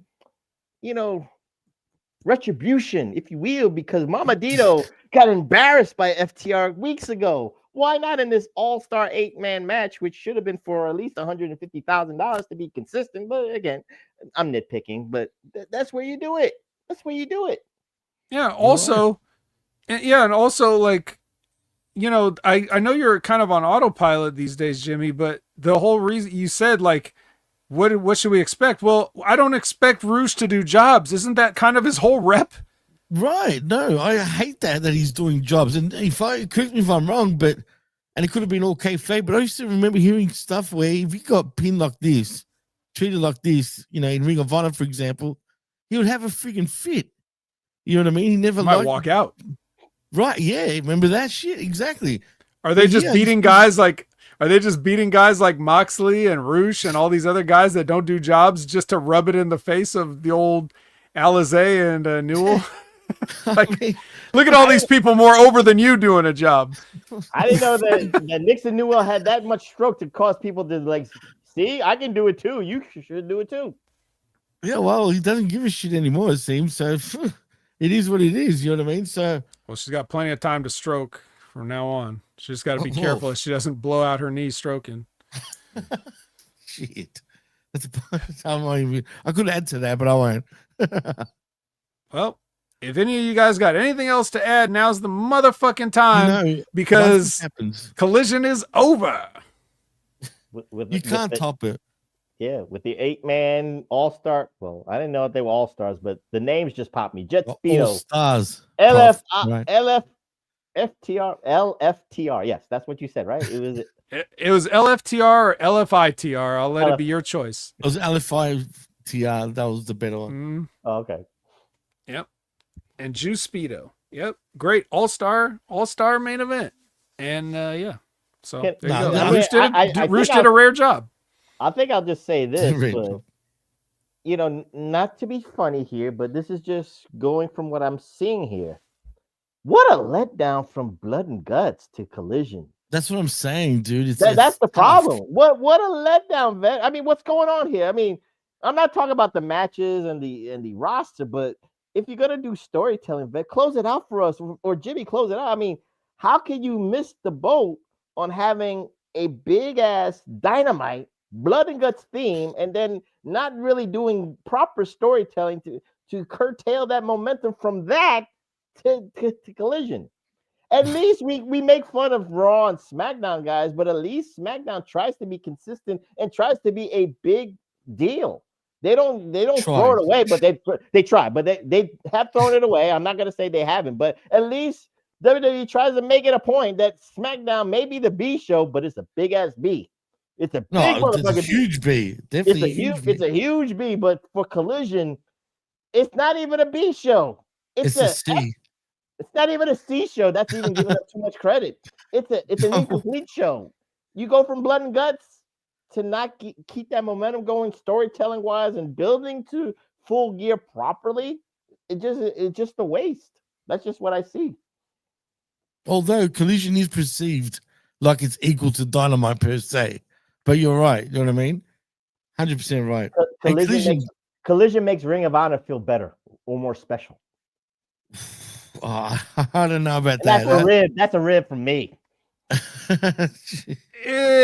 Well, if you're brave enough to check out an episode of Ring of Honor, then try it. You may retract that statement if you actually watch it. But yeah, man. I mean, look, Collision is the secondary show, whether they wish it was or not. It's always been, and Jimmy, you can attest to this, it's just been like the more casual wrestling show because it can have some entertaining stuff on it that doesn't really, it's all just like one-offs and, individual matches that can be a fun little wrestling show where if you went to it, you'd probably have a chill good time. Like, Professor, when you check out an MLW show that comes to New York or something, you're just like, yeah, it's not big time, but going back to what I said about production and being there live and everything, being live is the great equalizer. Being there live for a wrestling show is where the WWE, AEW, and even smaller shows like TNA, MLW, all these other things don't feel appreciably different what you're actually getting. Because you're at the end of the day, you've got one view of a ring in the room and the guys come out and they have matches, So it really, the only difference is how many little packages they make you sit through on the TV.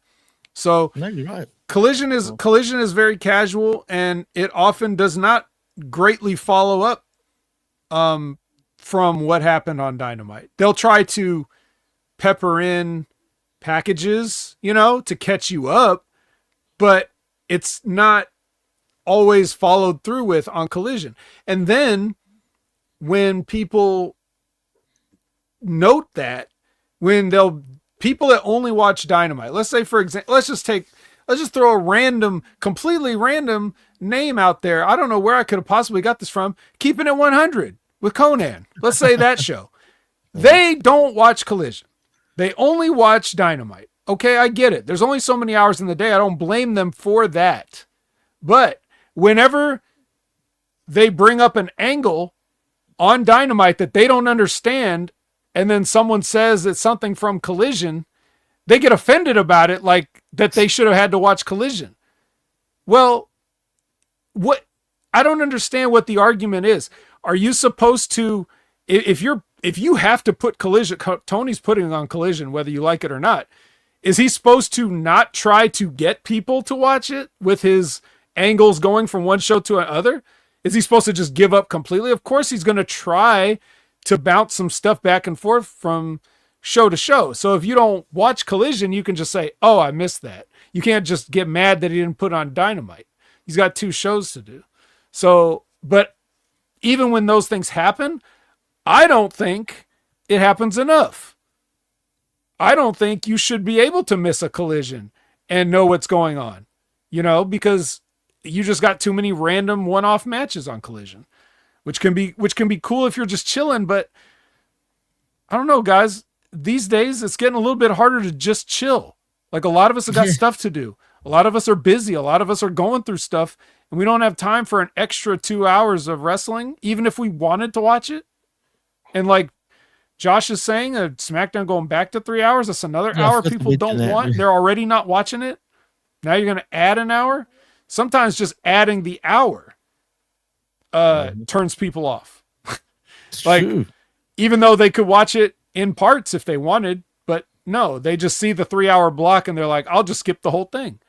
So, like, I get it. It's not enviable. Everybody needs more content for the business, but the people can't even keep up with the content even when they love it sometimes. So we're out here struggling, trying to make a living, So I just miss Punk's vision of Collision. That was great at first, right? For sure. Mm-hmm. I agree with that. No, it was the same. Only difference was he wrestled on it.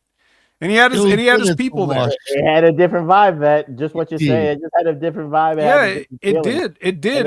And that the different vibe carries over because Collision does have a different vibe than Dynamite. It feels like more laid back, more casual. But that's not always a good thing because your whole point was we just came off of Blood and Guts. How are you going to hype me up? And they don't. So, I get it. I get it from all sides. I get the burden that Tony's put on himself. I get the fans being fed up. Like, everybody's kind of right. It's just an unenviable situation. Even if everything was perfect. Let's say Raw and SmackDown were the best they've ever been. 6 hours is asking a lot.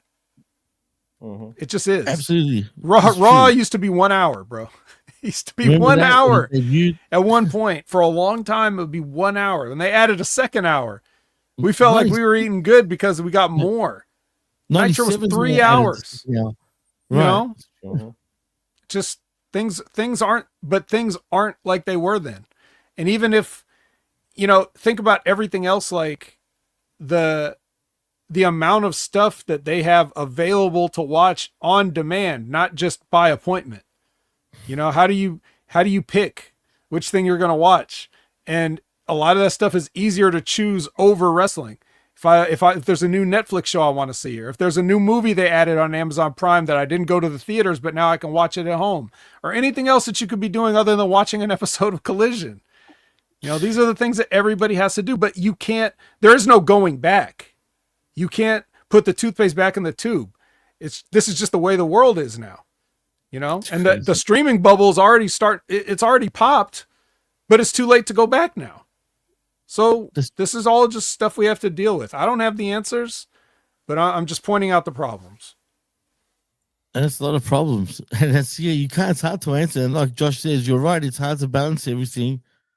I mean, there's a lot going on, too much going on, too much wrestling, too much shows. No one knows how to even do any continuous storylines anymore. Like, it just feels, I don't know. It just feels weird at the moment. And to top it all off, sorry to just keep going, but just one final thing. This is kind of this is what we started talking about with the idea of the reason why I didn't really watch Blood and Guts that closely. Because not only is it not special on the show because you have 2 identical matches, right? Right. Not only is it not special in this time of year because WWE's doing War Games matches and 2 of those. Stupid, right. But whether there's a cage or not a cage, there's matches on every show that's no DQ. Falls Count Anywhere. There was a Falls Count Anywhere match on Blood and Guts. Hardcore match. Any kind of thing. You see this stuff all the time. People will use random tables and random matches that aren't even stipulations. We're just going to put you through the announce table because that's a thing to do. Oh, we'll just pull out a table and put you through that because that's a thing to do. It doesn't even have to be a gimmick match. It's just we're seeing the same stuff over and over again so that when Blood and Guts actually comes on, I'm so desensitized and I'm so over it, I can't even be bothered.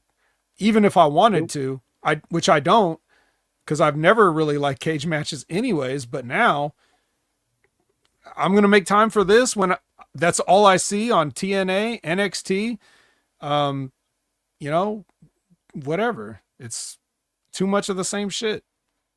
It's sad and stupid. You're right. And they don't have a clue. They don't see it. They don't see what they do. I don't know. It's been doing my head in for years now. But Prof, you got any final words on that? We need an all cage AEW show.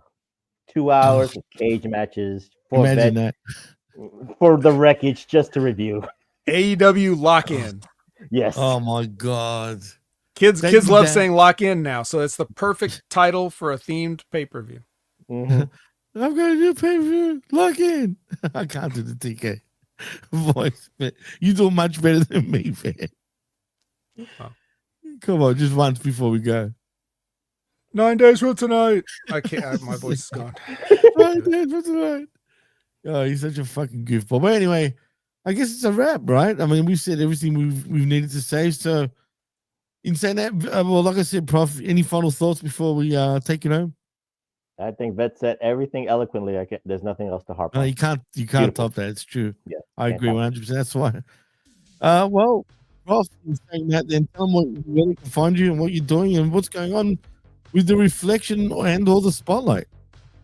Well, we just dropped a reflection episode, so click that link on the bottom of my page right now, www.youtube.com/pro wrestling reflection. We just did an episode, Greatest Rivalries Edition, between Kurt Angle and Samoa Joe from TNA Wrestling 2006 to 2008 to a degree. One of the best times of TNA Wrestling, one of the best times to be a TNA soldier, one of the best times to watch Spike TV. So, we reflect on those great matches between Angle and Joe. Wow. Very nice indeed.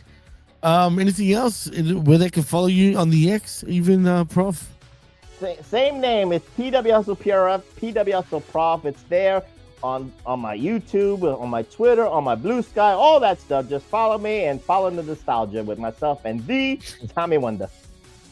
Absolutely, the best nostalgic podcast on the planet, mind you. But so go check that out.